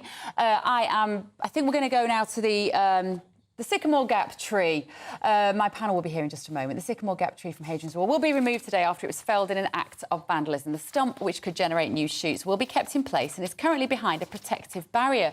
So let's be joined now by GB News' reporter Tony Maguire in Northumberland. Hi, Tony. This was a sad and mysterious story that this really iconic tree, where everybody woke up one morning and it had been felled to the ground. So tell us what's going on there today. Good morning. Well, with quite a bit of a flurry of activity in the last half hour or so. The crane, which is going to be used to remove parts of the trunk, has just arrived and it's just backing up the slope towards the tree behind me. Quite a lot of high-vis vests and people overseeing the operation here. National Trust told me yesterday that this is quite a big and complicated operation because of the terrain, because of the recent weather, and indeed because that trunk is resting on a significant portion of Hadrian's Wall, which is of course a site of great historical interest. So the trunk itself was too big to remove all in one go. So we've been hearing the whirring of chainsaws as they attempt to break off some of the branches and as they attempt to whittle down the trunk size to allow that crane to remove parts. We've been told that while the preparations took quite a lot of time this morning, we can be expected that now everyone's on site and raring to go. Engines are revving on the crane and the various vehicles around me, that actually we could see the next stage of this operation, the removal of those parts of wood, happen fairly quickly. It's not all bad news for the tree. Of course, this was arguably the most photographed tree in Britain. Heck, it even won the 2016 Tree of the Year. But the stump itself, as you mentioned there, which is behind the protective barrier, it's going to remain in situ, partly because its proximity to the remnants of Hadrian's Wall, but also because the hope is that new shoots will form from that, and perhaps while this is the end of one chapter for this iconic tree, that perhaps new growth will spurt to begin a new chapter. OK, thank you, Tony. Tony Maguire there in Northumberland. Right. I'm joined now in the studio by Carol Malone and Matt Stadlin. It's a little bit crazy here, as usual. It's a little bit... We're cosy. Morning, Matt. Am I taking over from Pierce and from Richard or you not? wouldn't be happy about it, would you? No, you wouldn't. You're both looking very smart, by the way, in your dark blue. We are, aren't we? This was not coordinated. It does happen sometimes. If I'd known I was going to be this close, I would have, you know... No, it's fine. Don't worry. And Richard Tice is also staying within the studio. Right. Obviously, there's only one story in town at the moment. This is the terrible conflict in the Middle East, Israel and Hamas. Now, this has been brought closer to home, Matt, in terms of how the BBC are describing Hamas not as terrorists. And John Simpson, long-time legendary BBC reporter, has made a statement about this on Twitter, hasn't he? And you've been discussing it with him. Yeah, so just so everyone knows, I was at the BBC working in BBC News for about 9 years, about a decade ago, and I'm a big supporter of the BBC, and I think they try to get things right. I also personally know John Simpson a little bit and have a lot of respect for him, but I have exchanged views with him on Twitter because I think he and the BBC have got this wrong. I understand it's very complicated. I understand the tragic history of what's been going on in Palestine and Israel. I understand that the BBC tries desperately, bends over backwards to try to be neutral. But if people come into Israel and murder babies and rape women and take hostages and kill innocents, then they are terrorists.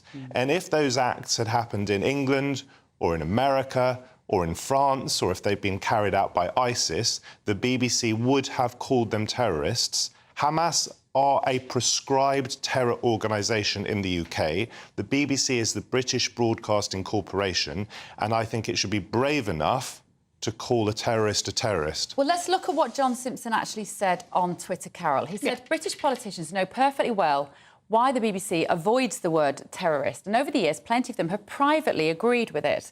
Calling someone a terrorist means that you're taking sides and ceasing to treat the situation with due impartiality. The BBC's job is to place the facts before its audience and let them decide what they think honestly and without ranting. That's why in Britain and throughout the world, nearly 500 million people watch, listen and read to us. There's always someone who would like us to rant. Sorry, it's not what we do. We're not asking them to rant. We're asking them to call a spade a spade. We're asking them for truth and balance. Yeah. That's what we're asking for. And we don't get that from the BBC anymore. You know, Simpson, you know, I used to respect John Simpson hugely, but I don't. He's living in a world now. He's talking about the BBC maybe 30 years ago. He's not talking about the BBC today. You know, the BBC shows bias all of the time. I mean, if this wasn't so... you know, you could laugh at what he said if this wasn't such a serious situation.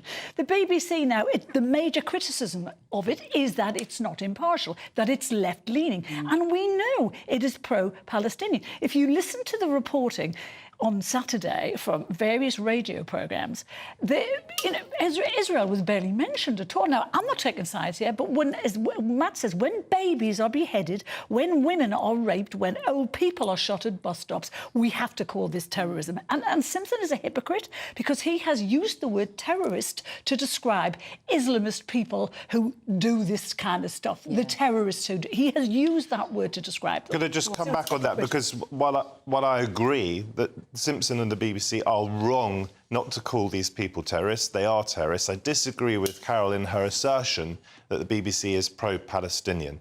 I don't think it is. I think it tries very hard to be unbiased. With the Palestinian cause more than it has sympathy with the Israeli cause, and that's what we can't have from the BBC. Just on this question of sympathy for causes, OK?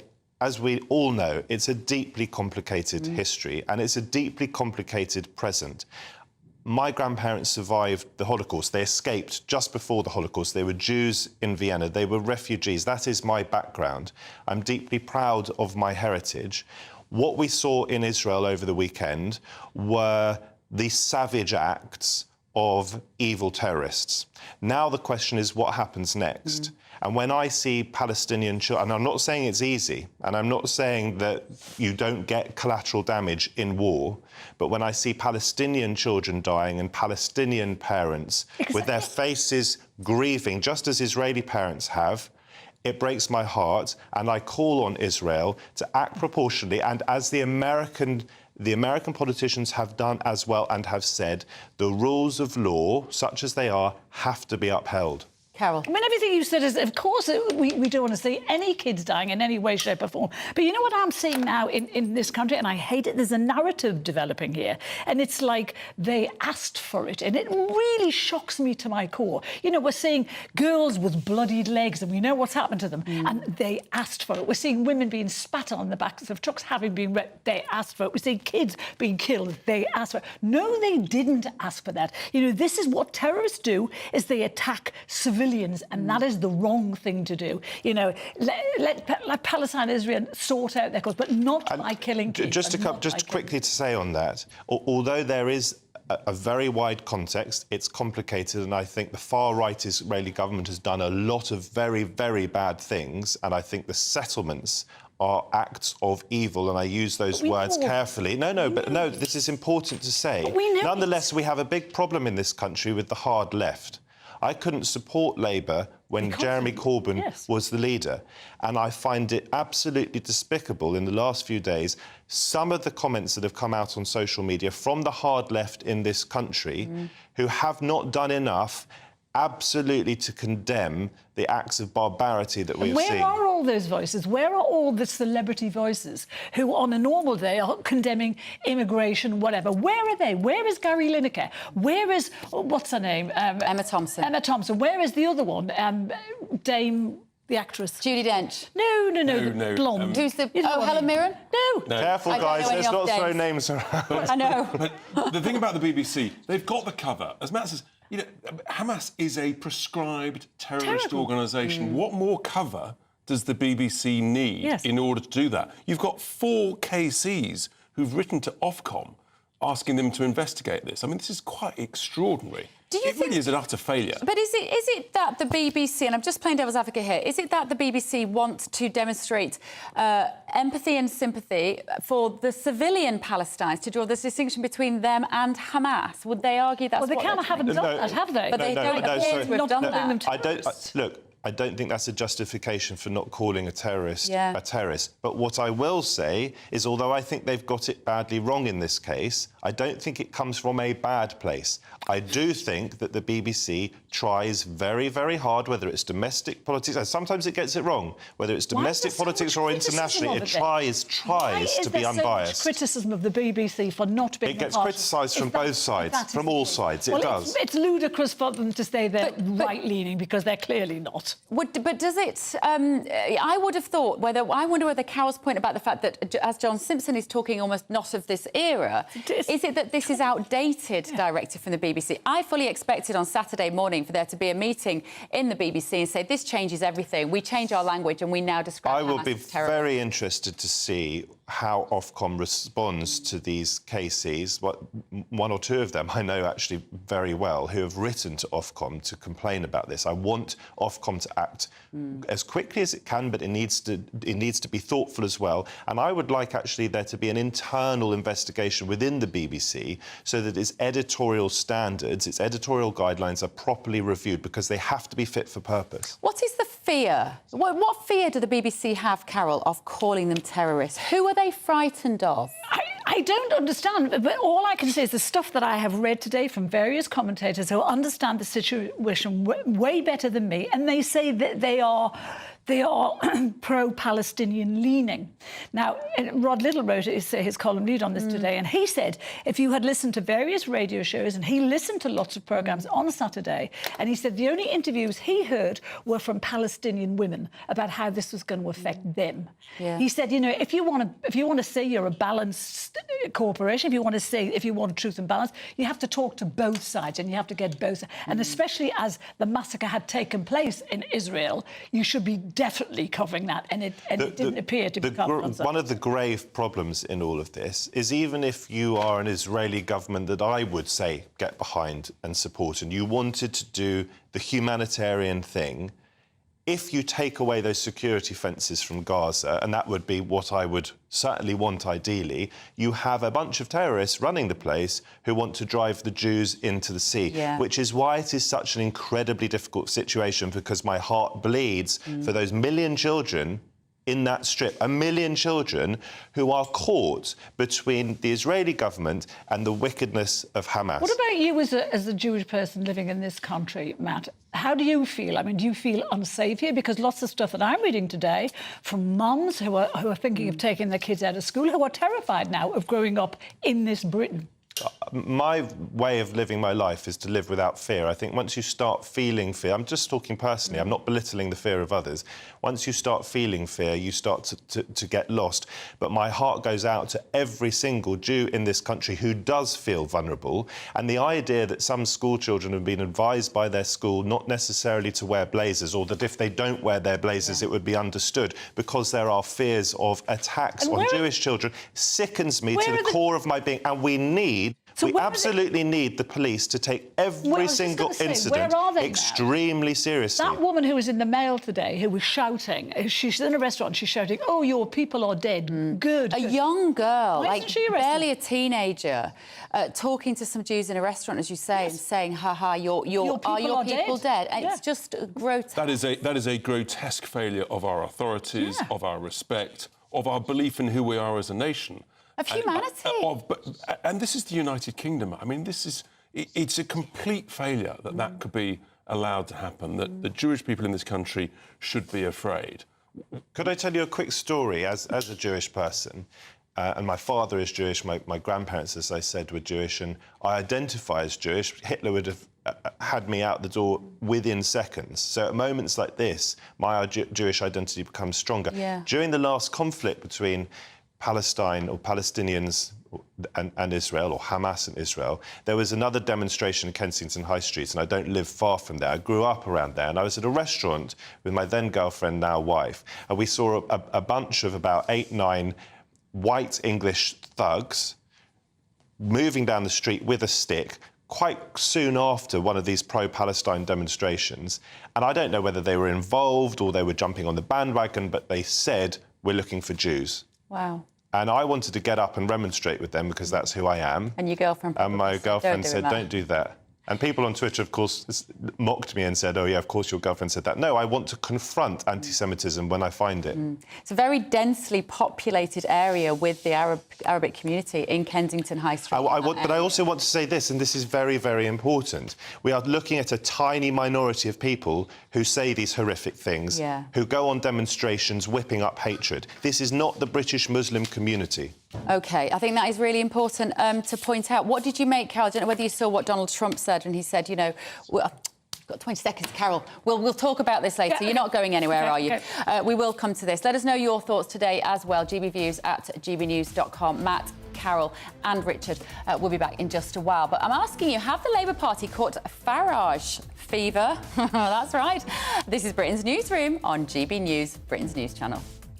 Hello, very good morning to you. Welcome to your latest GB News weather update, brought to you by the Met Office. I'm Alex Burkill, and whilst today is looking largely dry with the best of the sunshine in the north, we do have some wet weather arriving later on. More on that in a second. At the moment, we've got a cloudy picture across many southern areas with some outbreaks of rain, but most of that clearing away. Further north, after a touch of frost first thing, it is going to be largely bright. Plenty of sunshine across Northern Ireland and Northern England in particular, and some sunny spells across Scotland too, but also the risk of a few showers, particularly towards the far north, Orkney and Shetland especially.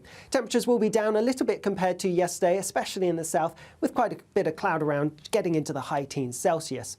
Then as we go through this evening and overnight, we are going to be attacked from two sides. We have a low pressure system towards the north, and that will bring a spell of showery rain across parts of Scotland. But it's in the south we have a swathe of very wet weather that will spread across much of England and Wales, bring some heavy rain as we head through the early hours of Friday morning. Because of the cloud and the rain, temperatures aren't going to drop as much as they did last night, so especially in the north, it's not going to be as chilly. As we go through Friday itself, then, a very wet picture across much of England and Wales. There could be some flooding and some disruption to travel, so do watch out for some heavy rain and even some intense downpours across more southern counties too. Further north, across Scotland and Northern Ireland, it's a showery picture, blustery at times, and that's going to take the edge off those temperatures, and they're likely to be near normal for the time of year, but turning colder into this weekend. I think the most exciting bit for me is talking to ordinary people. People who I think are ignored often by the major news channels. we're going to give news they want to hear. There's a voice there that needs to be heard. I think there's a chance here for a diversity of opinion to be expressed, which you don't find elsewhere. It's really exciting. We don't hold back. We're free to say how decisions that are taken here affect us all around the country. Only on GB News, the People's Channel, Britain's news channel. The Live Desk with me, Mark Longhurst. And me, Pip Thompson. It's here Monday to Friday on GB News. From midday, we'll bring you the news as it breaks, whenever it's happening and wherever it's happening, from across the UK and around the world. Refreshing, feisty, but with a bit of fun too. If it matters to you, we'll have it covered on TV, radio and online. Join the Live Desk on GB News, the People's Channel, Britain's news channel. So Jubes and Kerr, we tackle the issues of the day with real, robust debate, both sides of the fence, battling it out with me in the middle with my forthright opinions and views. And often really interesting things happen because you start with a position and then by the end of the debate you find actually, well, I might not have thought about that one. What we need in this country is 2 new political parties. You should maybe think about doing a 2024 calendar. I'm Michelle Dewberry and I'm keeping you company right through until 7 o'clock this evening. GB News, the People's Channel, Britain's watching. Join us every night on GB News at 11 p.m. for Headliners, which is 3 top comedians going through the next day's news stories, which is exactly what you need, because when the establishment has gone crazy, you need some craziness to make sense of it. Headliners. You don't have to bother reading the newspaper. We've got it covered for you. Every night at 11 p.m. and repeated every morning at 5 a.m. We won't send you to sleep like some of the other paper review shows out there. So join us 11 p.m. every night on GB News. The People's Channel, Britain's news channel.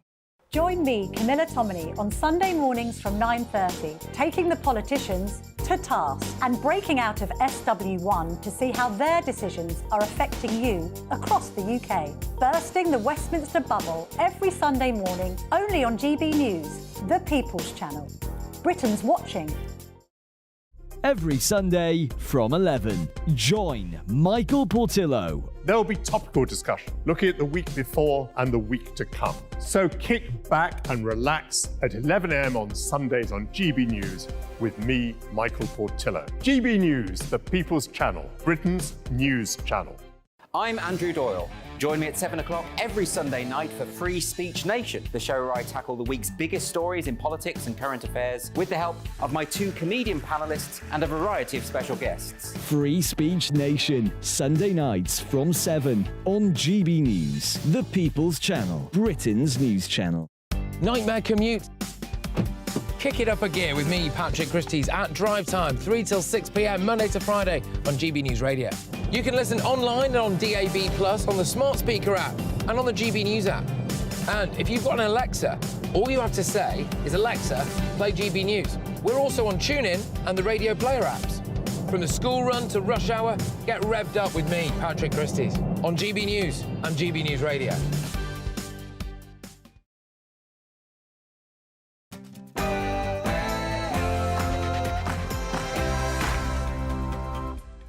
It's 11 o'clock on Thursday the 12th of October for Britain's Newsroom on GB News. Thanks for joining us. I'm Bev Turner and I've got Richard Tice with me in the studio all morning. He's just got a little condition. It's not...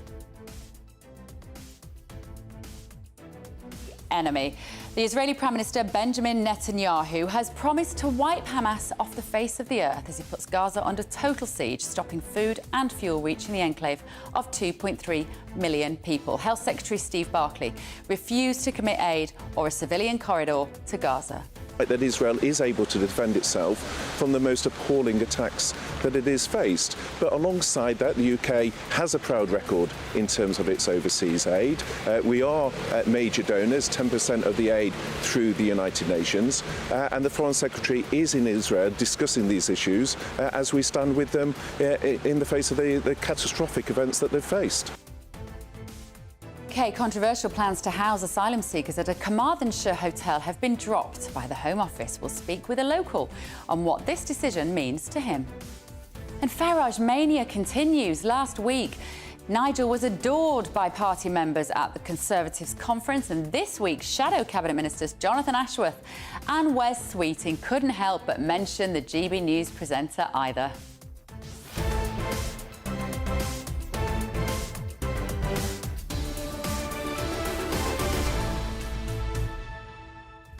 We're going to be discussing that Farage effect with Christopher Hope, GBNews' political editor, in just a moment. Let us know your thoughts this morning. GBviews at gbnews.com. But first, the very latest news headlines with Rhiannon Jones.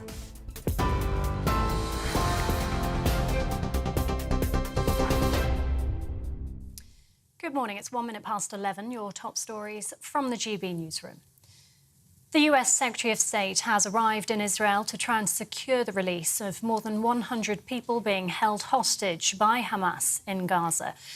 Antony Blinken's meeting with Israeli Prime Minister Benjamin Netanyahu and the Palestinian President Mahmoud Abbas. He'll also hold discussions with US allies in the region to try and prevent a wider war from breaking out. Sorry, it's under these circumstances. Thank you.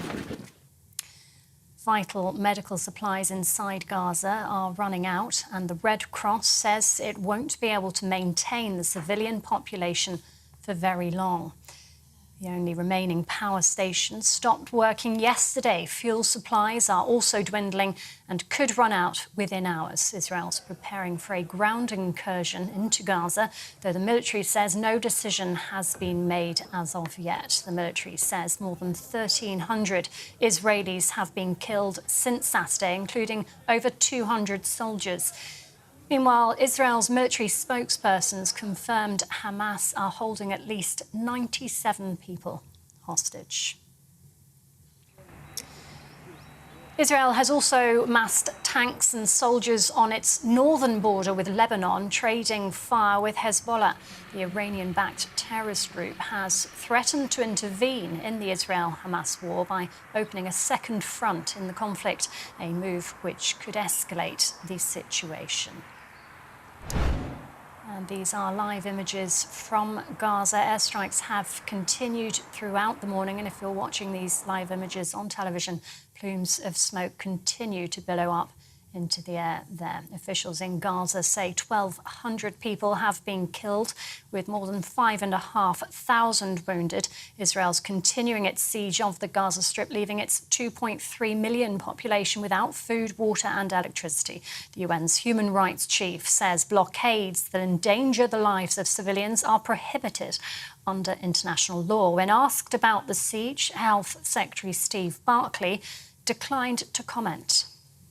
We stand with Israel. That's why the Foreign Secretary was in Israel yesterday, being clear in our unequivocal support of Israel's right to defend themselves from these most appalling terrorist atrocities that they've faced. Of course, civilian casualties need to be minimised, and that's what the Foreign Secretary was clear about yesterday. But it is the case that Israel needs to be able to defend itself from these attacks, to rescue the hostages that have been taken and to deter future attacks of the sort that we've seen. Meanwhile, in the UK, incidents of anti-Semitism have increased by more than 300% since Hamas's attack on Israel. That's according to the Community Security Trust, which recorded 89 incidents in just 4 days so far this month. They include assaults, damage to Jewish property and abusive behaviour. It comes after the Home Secretary warned protesting with Palestinian flags could amount to a public order offence if it's deemed to be in support of terrorism. Bernie Ecclestone has pleaded guilty to fraud. A warning the following contains some flashing images. The ex-Formula One boss will pay £652 million to the tax authority. He appeared at London's Southwark Crown Court this morning after failing to declare more than £400 million of overseas assets to the government. The billionaire turns 93 later this month. He had been due to face trial in November after he'd previously denied the charge. An MP for the Scottish National Party has defected to the Tories amid reports of a toxic and bullying culture in the party's Westminster group. Lisa Cameron's dramatic and unprecedented defection comes as she was facing a selection battle to be the candidate for a seat in the west of Scotland. She says she's a victim of group bullying at Westminster and has suffered panic attacks as a result. Prime Minister Rishi Sunak says he's delighted Ms Cameron has joined the Scottish Conservatives. The The Russian president is in Kyrgyzstan, his first trip abroad since the International Criminal Court issued a warrant for his arrest. He's wanted on suspicion of illegally deporting hundreds of children from Ukraine, which the Kremlin denies. He's also due to visit China next week. Neither China nor Kyrgyzstan are members of the ICC. And the former Barclays boss has been fined £1.8 million for misleading the financial watchdog over the nature of his relationship with Jeffrey Epstein. The Financial Conduct Authority also banned Jez Staley from holding a senior position in the financial services industry. The FCA says Mr. Staley's recklessly approved a letter sent by Barclays to the regulator containing 2 misleading statements about his relationship with Mr. Epstein. This is GB News across the UK on TV, in your car and digital radio, and on your smart speaker by saying play GB News. Now it's back over to Beth.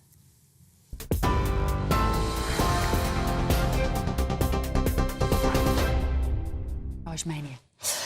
Good morning. Thank you for joining me. I'm here on my own this morning, but I've also got Richard Tice here as my presenter friend, who's helping me keeping me on the straight and narrow. Even brought me breakfast this morning. Oh. Excellent. Don't you sigh, Christopher Hope. I have expectations for you as well. Christopher Hope is here with me in the audience. Now, we want to talk about Farage Mania because, of course, we were both at the Conservative Party conference, and then he was mentioned again in the Labour Party conference this week. This is what a couple of Labour MPs said about him. And now Farage is waltzing his way back into the Tory party, and Sunak too weak to stop him. But I tell you, it's the Conservative Party's future. More turmoil, more risk, more chaos, with Truss, Braverman, Rees-Mogg, Farage calling the shots. The Conservative Party dances to the tune of Nigel Farage now, and the more they move to the right, the greater their threat to our NHS becomes. So that was Jonathan Ashford from West Streeting. Chris, every time I see any footage from the Labour Party conference, I think it is how good it is that they chose GB News branding in the background didn't they just? Of their stage. I think that was very, very sensible of them, frankly. Flattery is the imitation's the best form of flattery. Yes. Thank you. Right.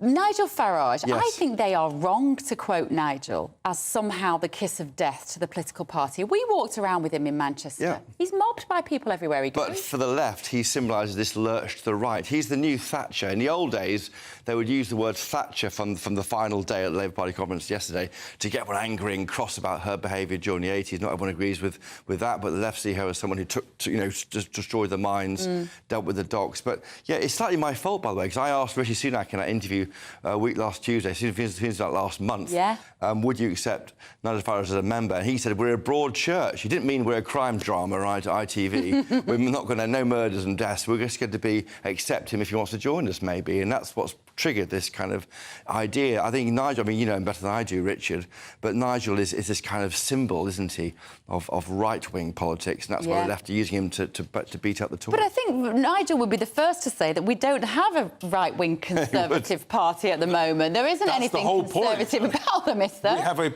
I think many people feel that I call them con-socialists or social democrats, and that was Nigel's point, and maybe that's why he was so well received at their conference, because there's just a lack of ideas, a lack of belief. And the fear factor in the Labour Party is extraordinary. Interesting parallel you draw there, Chris, with regard to Thatcher in the 80s. Yeah, well, totally. And I think what we saw yesterday, I was able to interview Keir Starmer at the end of his conference yesterday, and he talked about cutting taxes for working people. He went further than even the PM would do. Rishi Sunak, who's meant to be a Conservative, he's saying we would cut taxes. And then the question now is what's the response there from the Tory government? Because they're saying we'll cut inflation, and that is a tax cut, which I suppose it is, but not really a tax cut in a political sense. Yeah.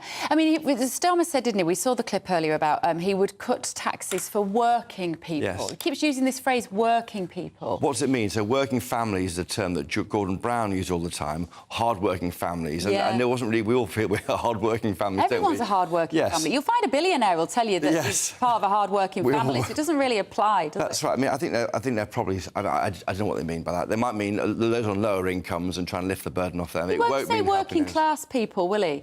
Nobody would use that phrase anymore. Why not? He used it in his speech, didn't he? Did he? Oh, yeah, 3 times he used that term. And I asked him, as a knight, how can he be working class? Is there a problem here? Because he doesn't like using the term Sir Keir in the House of Commons, although he was well, maybe I don't know, it may be a drag anchor on touching base with these key demographic. But he got it, of course, being a very good director of public prosecutions, no problem there. He always says, my parents were delighted for me. He's less keen on himself, and I wonder whether, if he could, he'd give it back.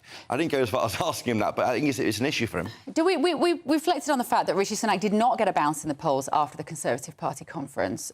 First of all, do you have any explanation as to why?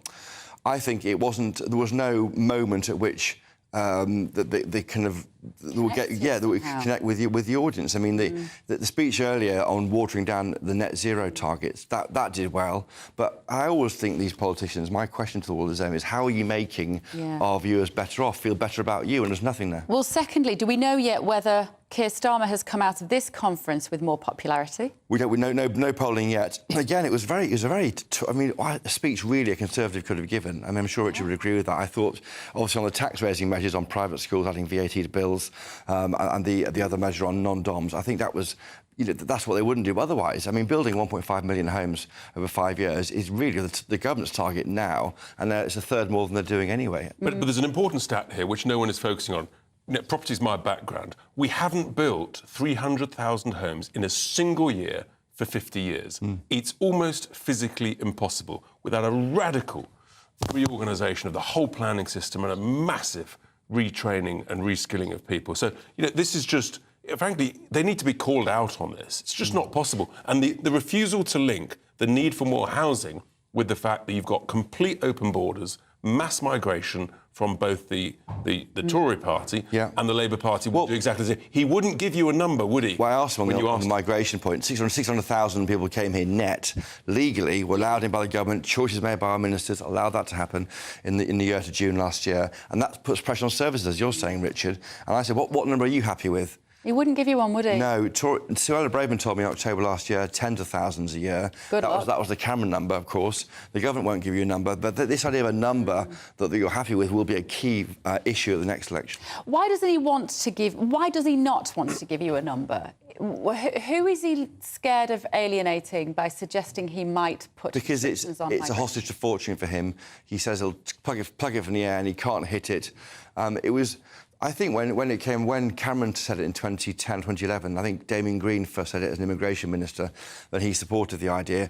It's trying to get a target for the officials, because the officials don't know what they want either. So until you have this top level number, what does the civil servants know what they're doing with their policies? Is it also, though, about people who are non-British ethnics are more likely to vote Labour once they settle here? I don't know if it's that. I don't know if it's that. It's more just keeping numbers down and just trying to have a control over the pressure on services so much. I think that's the issue. OK. Thanks, Chris. Right, moving on. Over 1,200 Israelis have lost their lives since Hamas's invasion of Israel at the weekend, and many remain missing, feared dead or kidnapped. GBNews' reporter Charlie Peters is in Tel Aviv for us. Good morning, Charlie. Thank you for joining us this morning. What is the very latest down there? I think people are particularly here are kind of anxious as more and more stories are emerging in the press about the people who have been kidnapped and what might happen to them, what negotiations might be going on behind the scenes.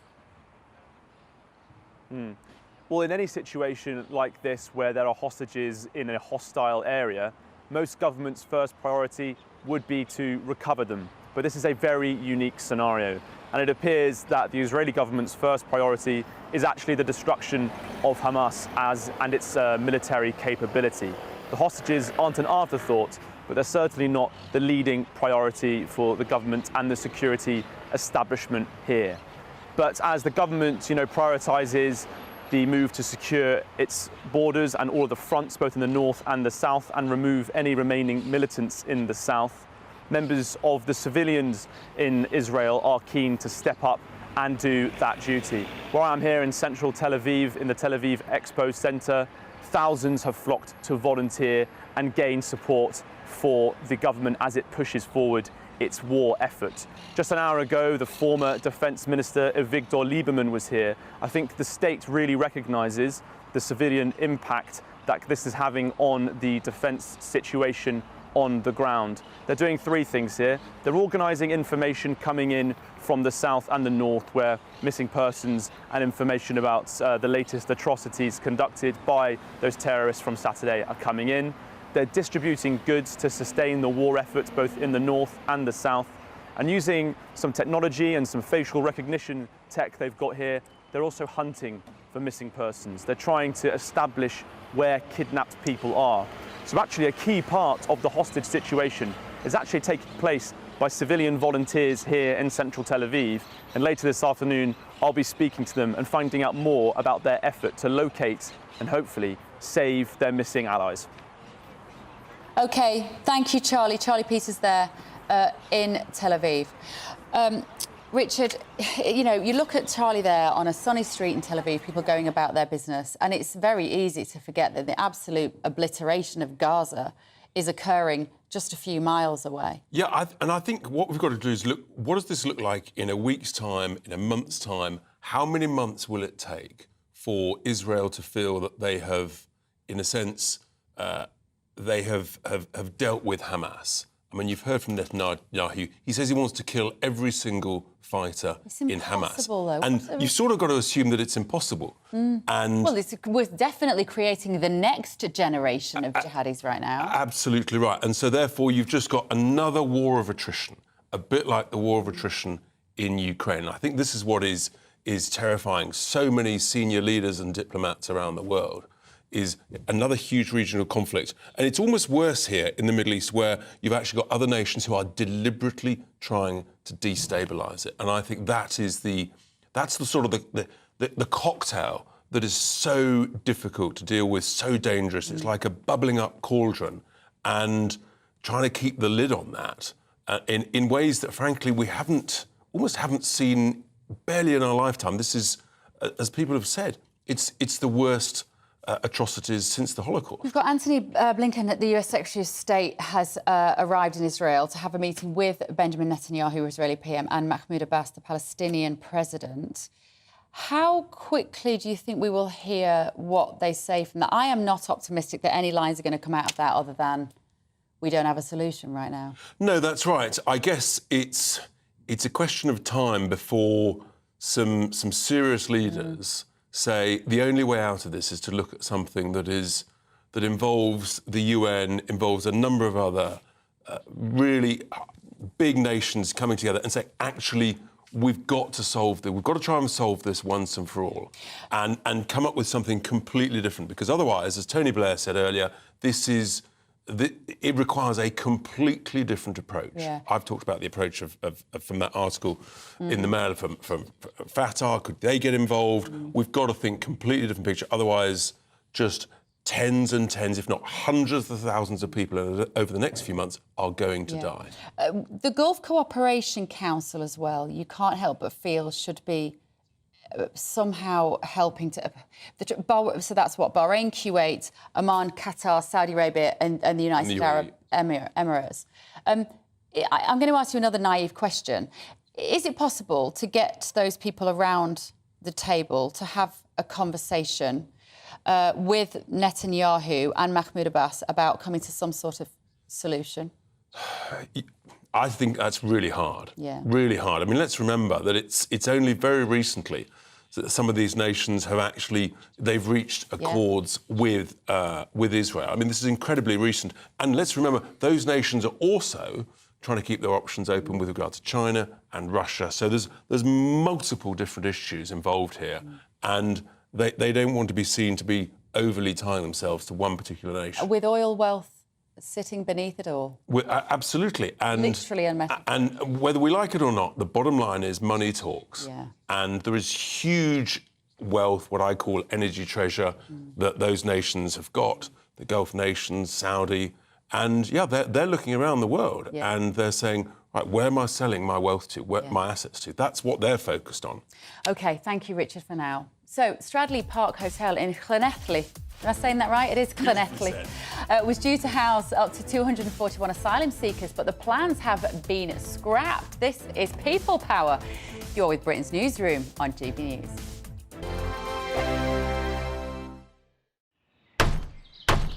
Who is it? We're here for the show. It's time! Welcome to the Dinosaur Hour. I was married to a therapist. And you survived? I thought we were getting Hugh Laurie. Second best. You interviewed Saddam Hussein. What's that like? I was terrified. I'm playing strip poker with these three. Oh! No, thank you. My CDs need to be put in alphabetical order. Are you going to be problematic again? The Dinosaur Hour. Sunday, the 29th of October at 9 on GB News. What you get for breakfast is something that, if we do our jobs right, you will wake up to news that you didn't know the night before. It's a conversation. It's not just me and Eamon. We want to get to know you, and we want you to get to know us. From 6, it's Breakfast with Eamon and Isabel. Monday to Thursdays on GB News. Britain's news channel.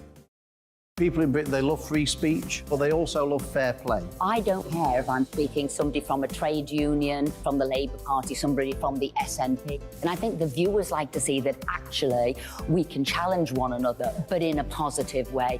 We think we ask the questions that people want to ask, and often we ask the questions that we wanted to ask in Parliament but never got the chance to ask. So join us every Saturday, 10 a.m. till noon on GB News, Britain's news channel. Nightmare commute. Kick it up a gear with me, Patrick Christie's, at drive time, 3 till 6 p.m, Monday to Friday on GB News Radio. You can listen online and on DAB+, on the smart speaker app and on the GB News app. And if you've got an Alexa, all you have to say is, Alexa, play GB News. We're also on TuneIn and the Radio Player apps. From the school run to rush hour, get revved up with me, Patrick Christie's, on GB News and GB News Radio. Westminster is going around in ever-decreasing circles, followed by the media. Britain is broken. How on earth did we get into this mess? But more importantly, how do we get out of it? Join me at 7 p.m, Mondays to Thursdays on Farage, here on GB News. We will have open, rational debate. We've got to work out how Britain moves forward from this. Join us here on GB News, the People's Channel. Britain is watching. Join me, Andrew Pearce and Bev Turner, Monday to Thursday, 9:30 a.m. Who benefits from that? Not the British public. And on Fridays, join us, Tom Harwood and Ellie Costello from Britain's Newsroom. That's what you get with this show. That's fantastic. If it's happening, we're talking about it on Britain's Newsroom. GB News, Britain's news channel. GB News, unlike other broadcasters, isn't obsessed with the London-Westminster bubble. We think there's a nation beyond the M25, and that's why we talk about the issues that matter across the land. Join me on State of the Nation, 8 to 9 o'clock, Monday to Thursday, on GB News. Daisy's listening, and you should too. Now then, Lee Anderson here. Join me on GB News on my show, The Real World, every Friday at 7 p.m. I'm not eating bloody cat. Are you Delicious. mental? Open your mouth. OK, here comes a train. Reminds me of the scene in Singing in the Rain. Adam, is that a good one? Whoa! Join me at 7 on GB News, Britain's news channel.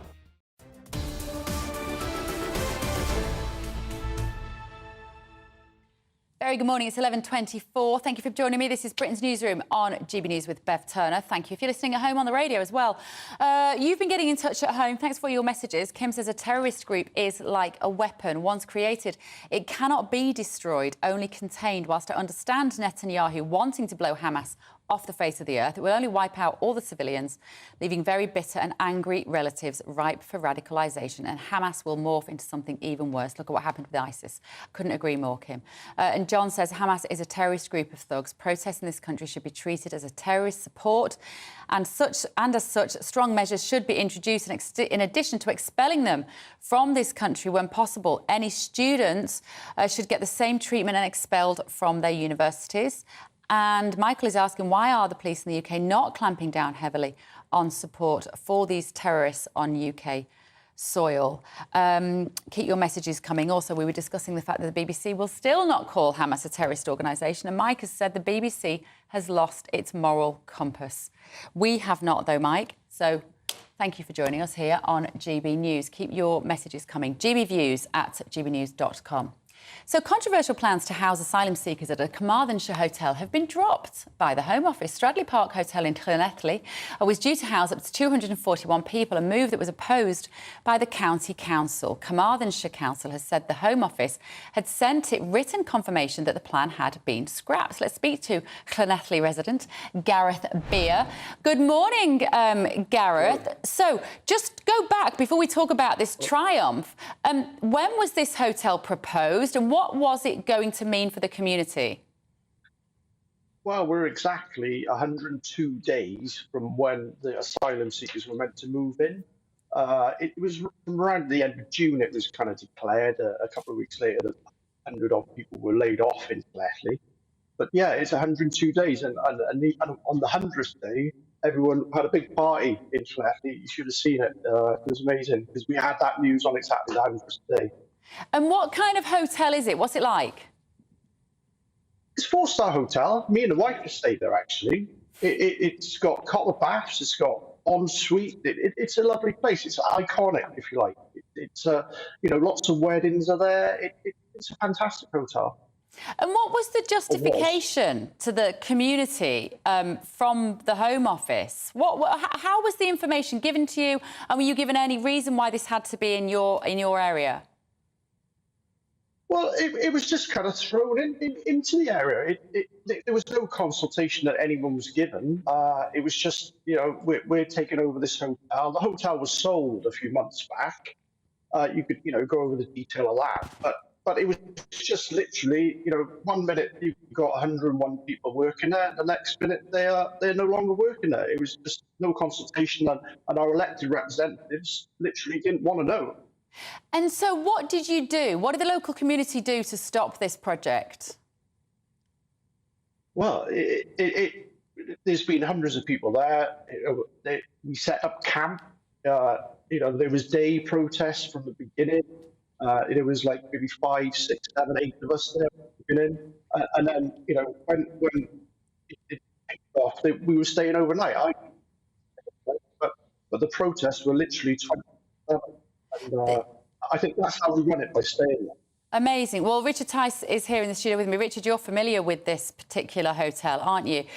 Tell us your reaction to this news. Yeah, so I went down there actually twice to talk to the residents to understand what was going on, because actually this is a very unique situation where one of the neighbours owned a part of the land, which was the access into the hotel, and there was basically a right of access by the hotel owners subject to hotel use, as I understand it. And there was a serious question about whether that was allowed. So that's where they put the tents up and stayed there overnight for, I think, as Gareth said, those 100+ days. And they were absolutely determined that this wouldn't happen. There were 1 or 2 standoffs, the police were involved. But ultimately, this is people power. The residents said, we're not having this in Llanelli, and they've won, and the Home Office has given way. And I think it's a really significant moment where local residents, and there are various other examples elsewhere in the country where people are trying to do the same, and that will give huge heart, huge comfort that actually it's worth the battle, it's worth the fight, it's worth standing up for your community. And Gareth, how were you delivered the news that the project had been cancelled? Well, this is it. There was lots of rumours going on Facebook and stuff like that, and I and a couple of other people phoned up the Home Office to find out exactly what the situation was, and read the press release that they were no longer interested in using the Stradley Park Hotel, which was kind of, you heard it from the horse's mouth then. But I think, going forward, the protesters are not going to give up. They're not going to back up and give up, because I think that, we've won this battle, but we haven't won the war. And a lot of people are kind of just thinking like that. So do you think it might have just gone away for a while and they will try again at some point in the next few months? Yes, and apparently this happened in Crewe, where a hotel was told they wouldn't be opening to migrants, and then a few weeks later, there was 300 migrants in there. So it was, we're not going to stand down anytime soon, because, can you trust them? I don't think so. It's actually incredibly profitable to the hotels to take migrants. Sometimes the government are paying more for the room than you would get if you were renting it out, Gareth, to somebody like you and your missus for the weekend. Are the hotel happy about this? Well, the owners of the hotel are now actually advertising take staff back on to reopen it as a hotel.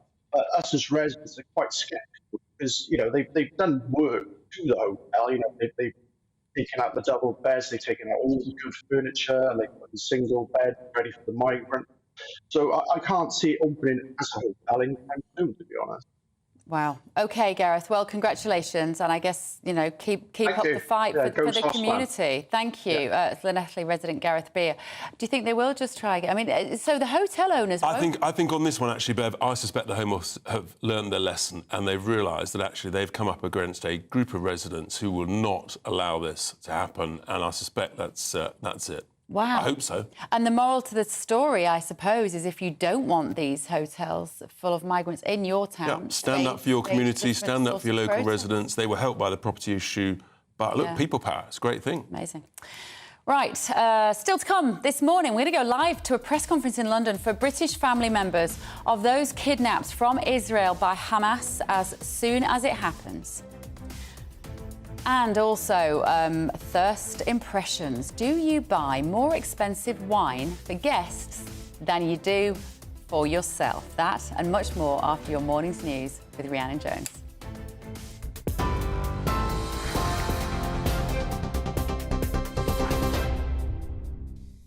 Bev, thank you. It's coming up to 11:32. Your top stories from the GB Newsroom.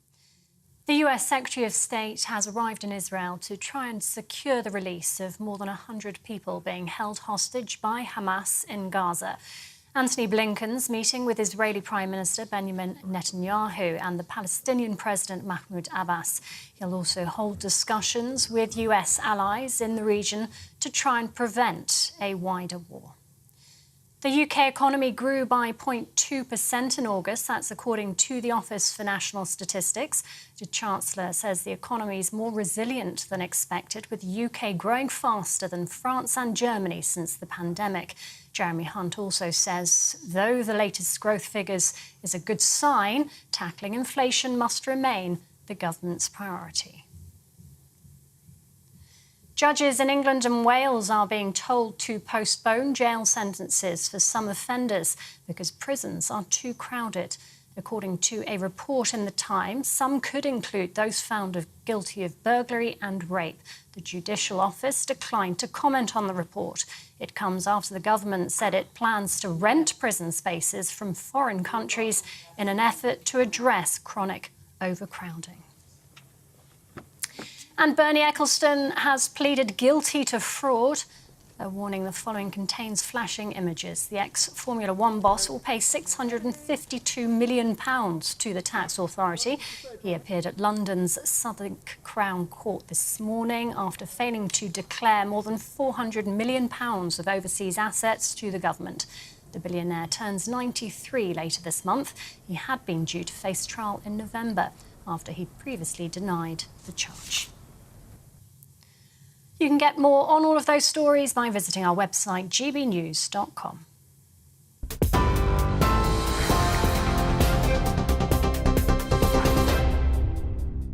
Direct Bullion sponsors the Finance Report on GB News for gold and silver investment.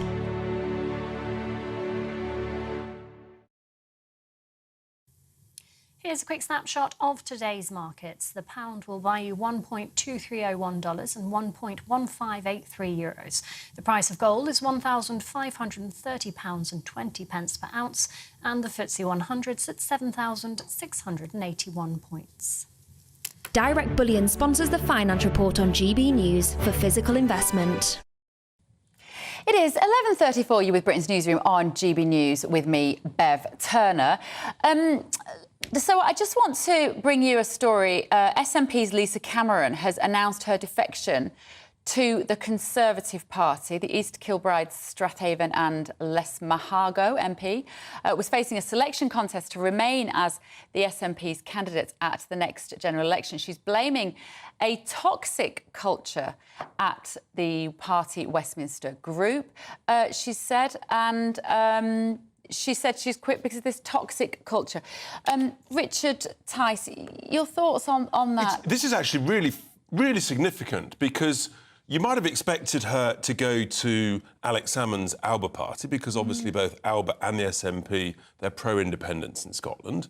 The fact that she's gone to essentially to a unionist party and gone all the way over to the Conservatives is it's almost unprecedented, actually. It really is. And she's focused on, and this is very damaging for the leadership of the SNP, the bullying and toxic atmosphere in the SNP Westminster group, which is a pretty serious allegation. Isn't it? It really is. Rishi Sunak has said he was delighted to welcome her.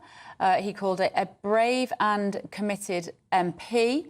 But, of course, her constituents will now have to wake up to realising that they're represented by a Conservative MP now. Who is a unionist. And so she's come up with a sort of a slightly mealy-mouthed, maybe a bit harsh, but a statement along the lines of that she's a health professional, she wants to focus on that, and health issues across the four nations of the Union. So she's trying to dance on a really difficult pin there, because fundamentally, if you as a constituent voted her in as a pro-independence person, all of a sudden you've got exactly the opposite of what you wanted. Yeah. And that's the really thing. Why didn't she go to Alba? It'd be absolutely fascinating to get that view. Also very damaging for the SNP leadership.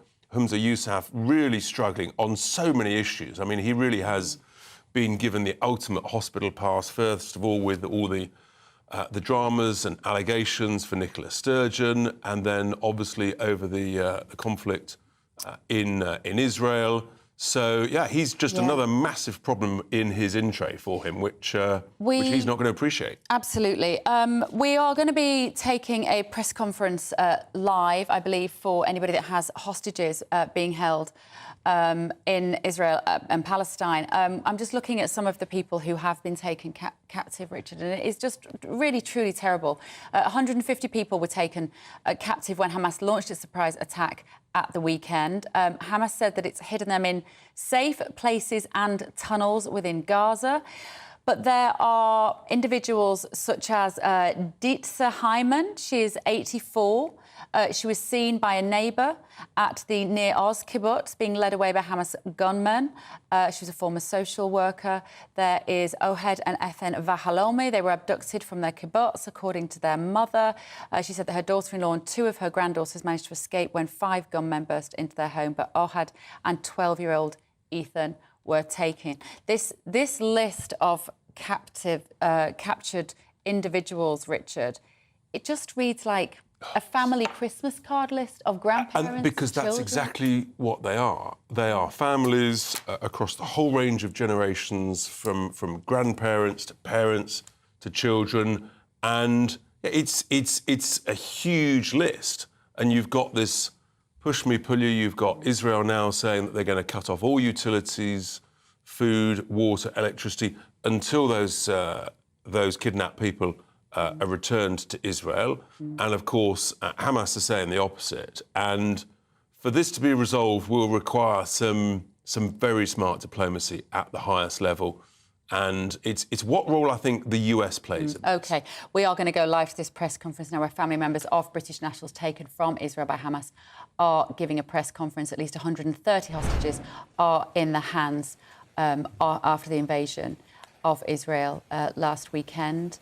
Noam Sagis and Sharon List's family members were kidnapped. Let's listen to people that fought all their life for coexistence and for good neighboring relationships. If they will die for peace, they will take it. If they will die for war, that will be another travesty. I want to take this opportunity to thank the most amazing people of Britain. Your overwhelming support, well received, and is so needed right now.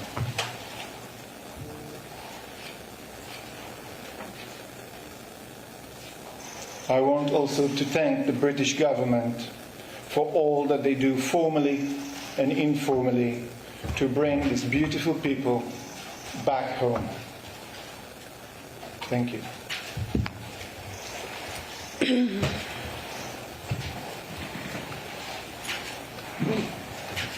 Hello, my name is Sharon Lipschitz.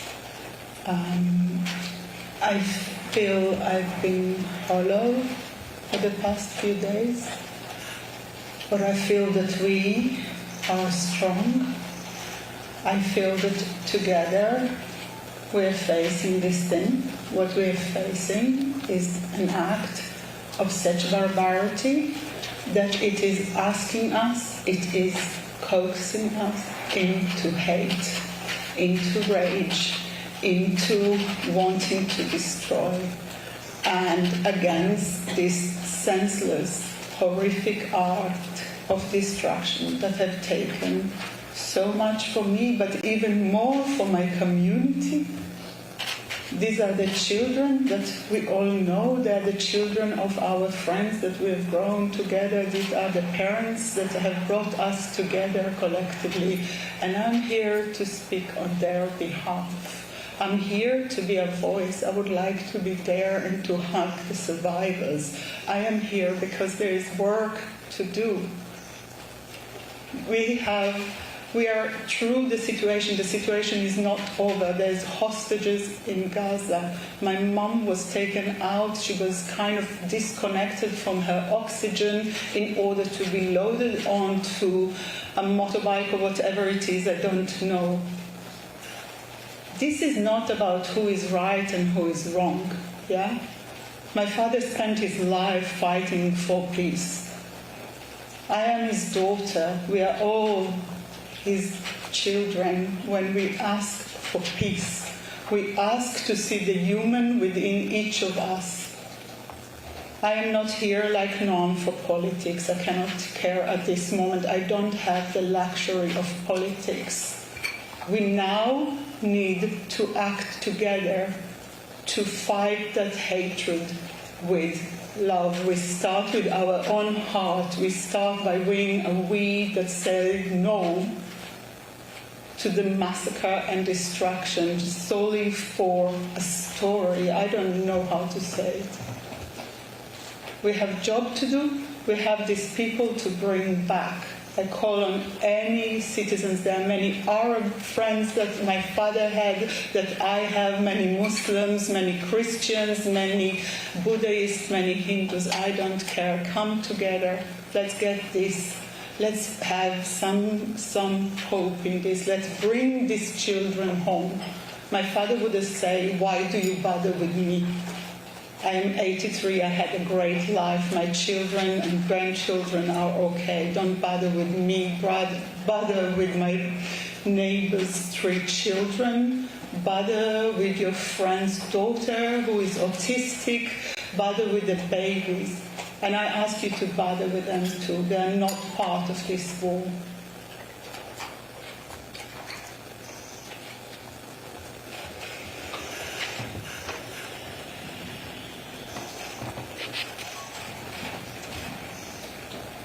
Thank you, Sean. No, we will take questions now. Yes, please. Hi, Bennett from Sky News. It's now been 5 full days since your parents were taken. I just wonder, what has that period been like as you wait for news? And also specifically to Sharon, I understand both your parents require medication. How urgent is the need for their medication? What does it mean? I mean, you have to be a special sort of person to take an 85-year-old woman out of her bed, don't you? She really, these are frail people. When the videos first surfaced, there was a video of a very elderly woman on a kind of rickshaw being taken around Gaza in her 90. And I looked at it and I thought, oh my God, I don't know this woman. She's from another kibbutz, She's not someone I know. Only, of course, she was. She was my mother's friend, Yafa Adar, I know her daughter. We grow up together. We all know each other. I was there a month ago with Noam, sitting around having a drink. This is horrific. I cannot speak for I, because I is all of us. There are people that are there, counting the bodies. There are people that are there supporting the survivor. We, together, have experienced something that is so horrific we cannot contemplate.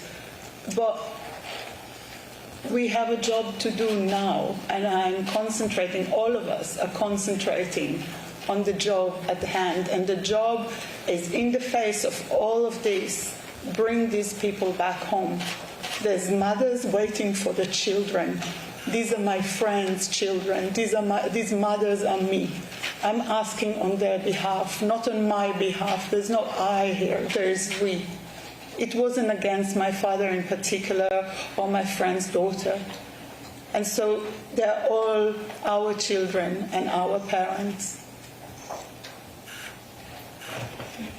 And to know what's the last 5 days been like waiting for news? I will echo Sharon. I feel I'm in a luxury position to be able to sit here and worry and to be afraid or to have any emotions thinking about my 75-year-old mom sitting somewhere in Gaza. I need to navigate something she never imagined that will happen. Her parents fled Europe to protect their life. And she finds herself now on the other side of the border. It's not even one generation. So it's heartbreaking, but we are very, very resolved and very clear what is it that we are focusing on. They need to be back home now. And I say they, I'm talking about civilians, especially every kid under 18, every elder person over 65 should never ever in this world, by any means, we accept that this is part of any negotiation or bargaining chip for what? So I'm in a luxury position. Charlotte Lynch from LBC, have you heard any glimmers of hope over the past 5 days at all? And what is it right now that is keeping you going, that is giving you some hope? No, we didn't heard anything. If you mean about anything formal, the answer is no. We don't know. What keeps us going? What keeps me going? My son have one grandmother. I want him to be with her for his next birthday. What keeps me going is that every one of these people, where you call them, you might look at the picture, they are family. It's people that wiped my bum when I was a baby. They teach me how to swim and how to do 1 + 1. I know each one of them. We grew up like that together. It's a very, very small community. From the age of 6 weeks till the age of 18, we grew up together. We saw each other more than we saw our parents. Or brothers. Or brothers. This is how we grew up. And you talk about over 80 people just from that community that have been taken hostages. So what keeps me going? I will do everything I can for them. Sharon, the same question to you. I am here because, I have to face my friends and tell them that I'm doing my bit. We got together. I can't say that the government, no army came for 8 hours. No army came to save these people. They were just fending for themselves, children and fathers and mothers and elderly. I think that there will be time to bury the dead. There will be time to decide what to do with that place, because I spoke to my brother yesterday and he felt he did not see a way for us to go back there. They have eradicated the place. This is a place that so much collective love has been poured to. It was so beautiful emotionally for people, for my family. The week before, my whole family were there. And we now have to fight for those we can still save. The place is gone, the dead are dead, and somewhere in Gaza there are children and mothers, and this is our fight now. And I need to do this fight. I need to give a voice. I say it again, I feel such a pull to go back to Eilat and sit with our community, as they're just sitting there listening to their stories, to these horrific stories and brave story, and children. My brother brought his 3 children so they can swim together with those survivors that have just gone through the most horrific thing. But I'm here to talk to you and to ask each person who believes that there is goodness in the world, that believe that butchery is not something we accept. I don't accept it not from Boko Haram, and I don't accept it from ISIS, and I don't accept it from our neighbors. Yeah, so at this point, that's what keeps me going. This needs to be heard. The distinction between ISIS and between Hamas and the Palestinian people must now be absolutely clear. I cannot believe what it's like to be a Palestinian at this point over the last 10 years under that regime. They don't just come and wash over that tsunami of hate and go back home and be kind. So it's just, we are the people of this region, and we need people to get this sorted. We need these people to come back home. Yeah, Donita Kirka, Associated Press. What have you heard? If you're just joining us on TV or radio, we're taking footage from a live press conference in London. These are the families of those individuals who have been kidnapped in Israel. We were just hearing there to Sharon Lifshitz. Her family, her parents were kidnapped. And we also heard from Noam Sagi, and it is believed that his 74-year-old father was abducted his mother was abducted from her home in Nir Oz in Israel. This press conference will be continuing here on GB News, as we say, live from London, to raise awareness of the kidnaps. We're also going to be taking imminently the Prime Minister of Israel, Benjamin Netanyahu, and the US Secretary of State, Antony Blinken, are going to give a joint press conference, and we will bring that to you. But let's listen here to the families. Living on our own, dealing with the grief of losing my dad just a year ago, snatched by people, men in their 20s, or 30s and the 40s, who took kids and elderly people as captive. We have no information, and since then we are together working in the dark, trying to get as much as information as much as you are. Lucy Manning from BBC News now. We met earlier this week. I'm sorry there's been no further news in Shell 2. I wanted to ask you both, what do you want the British government to do in the international community? And do you think it's right that the Israeli government is saying that there is no water or electricity into Gaza until the hostages have been released? I will answer that, Lucy, because you saw the pictures. You've been in my house, and I show you everything. And you work for the BBC. And I asked the BBC to call it for what it is. To use human code and to call it for what it is.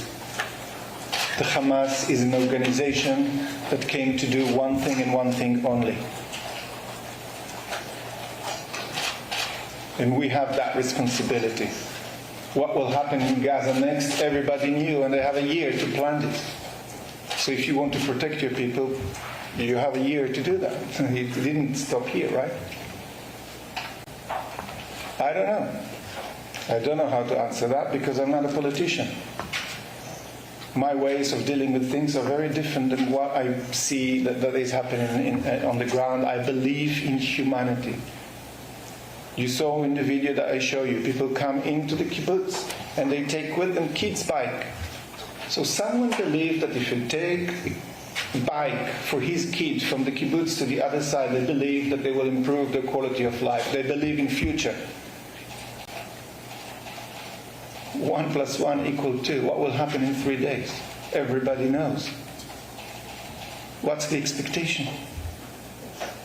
So whoever planned this operation had to plan also what will happen next, and I have no clue. I think we've all been in this, living in we live here for many years, but we grew up in the region and we know how it works. It's just sad and heartbreaking escalation of violence that will just include more generations, and that is what is the way out. So nuance right now feels terrible. Terrible. I would like to add that at the moment, my mom and dad are also there. You know, I'm not really going to tell you what I think is right and wrong. I think that, you know, they have shown that they have no mercy, and we have to protect our people. I don't know. I am not a military person. I'm not a politician.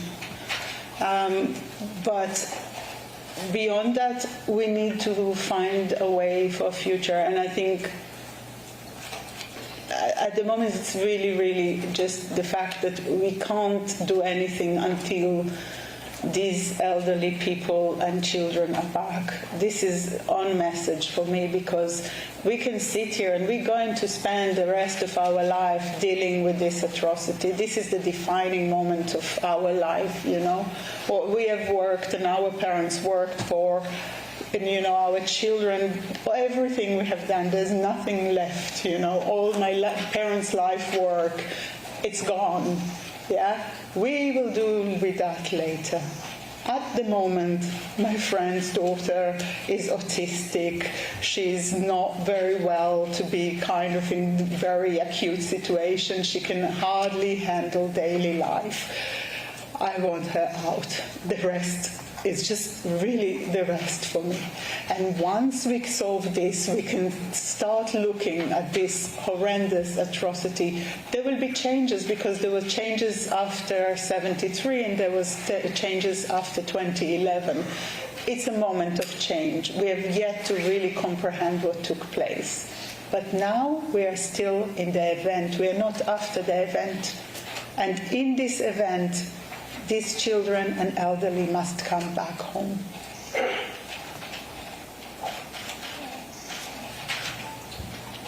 Hello, Marcella from France 24, W Radio. I just wanted to ask you, how much longer can your parents live without their medication? How bad the situation is? And also now that they don't have any electricity, water, food. I don't know what they have. You know, I keep telling my son that they are very valuable asset, and therefore people are looking after them. I have no clue, but I have to somehow find a way through this reality, you know. My mom and dad, I would say, are incredibly strong people in their heart and in their will. The body, you know, my father, I was afraid now for him to climb on a chair, let alone anything else. My mom's back is unwell. She, you know, I don't know if it's damp, I don't know if it's dusty. I don't spend my time thinking about it because I would explode.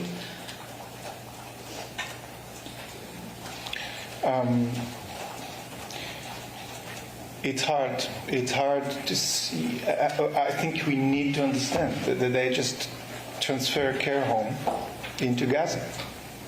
This is people with cancer. This is people with dementia. This is people with Parkinson. They're not mobile. Actually, they took them on their own mobility scooters all the way. And I think it was the longest trip they had for a long time. The reason we feel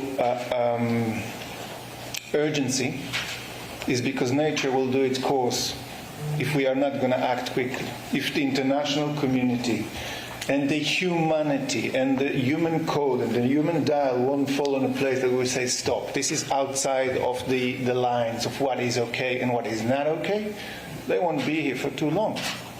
My mom has severe allergies to every kind of dust. I know that her EpiPen and her inhalers are at home. I can send how many I want to the border. I don't know if it will reach her or not.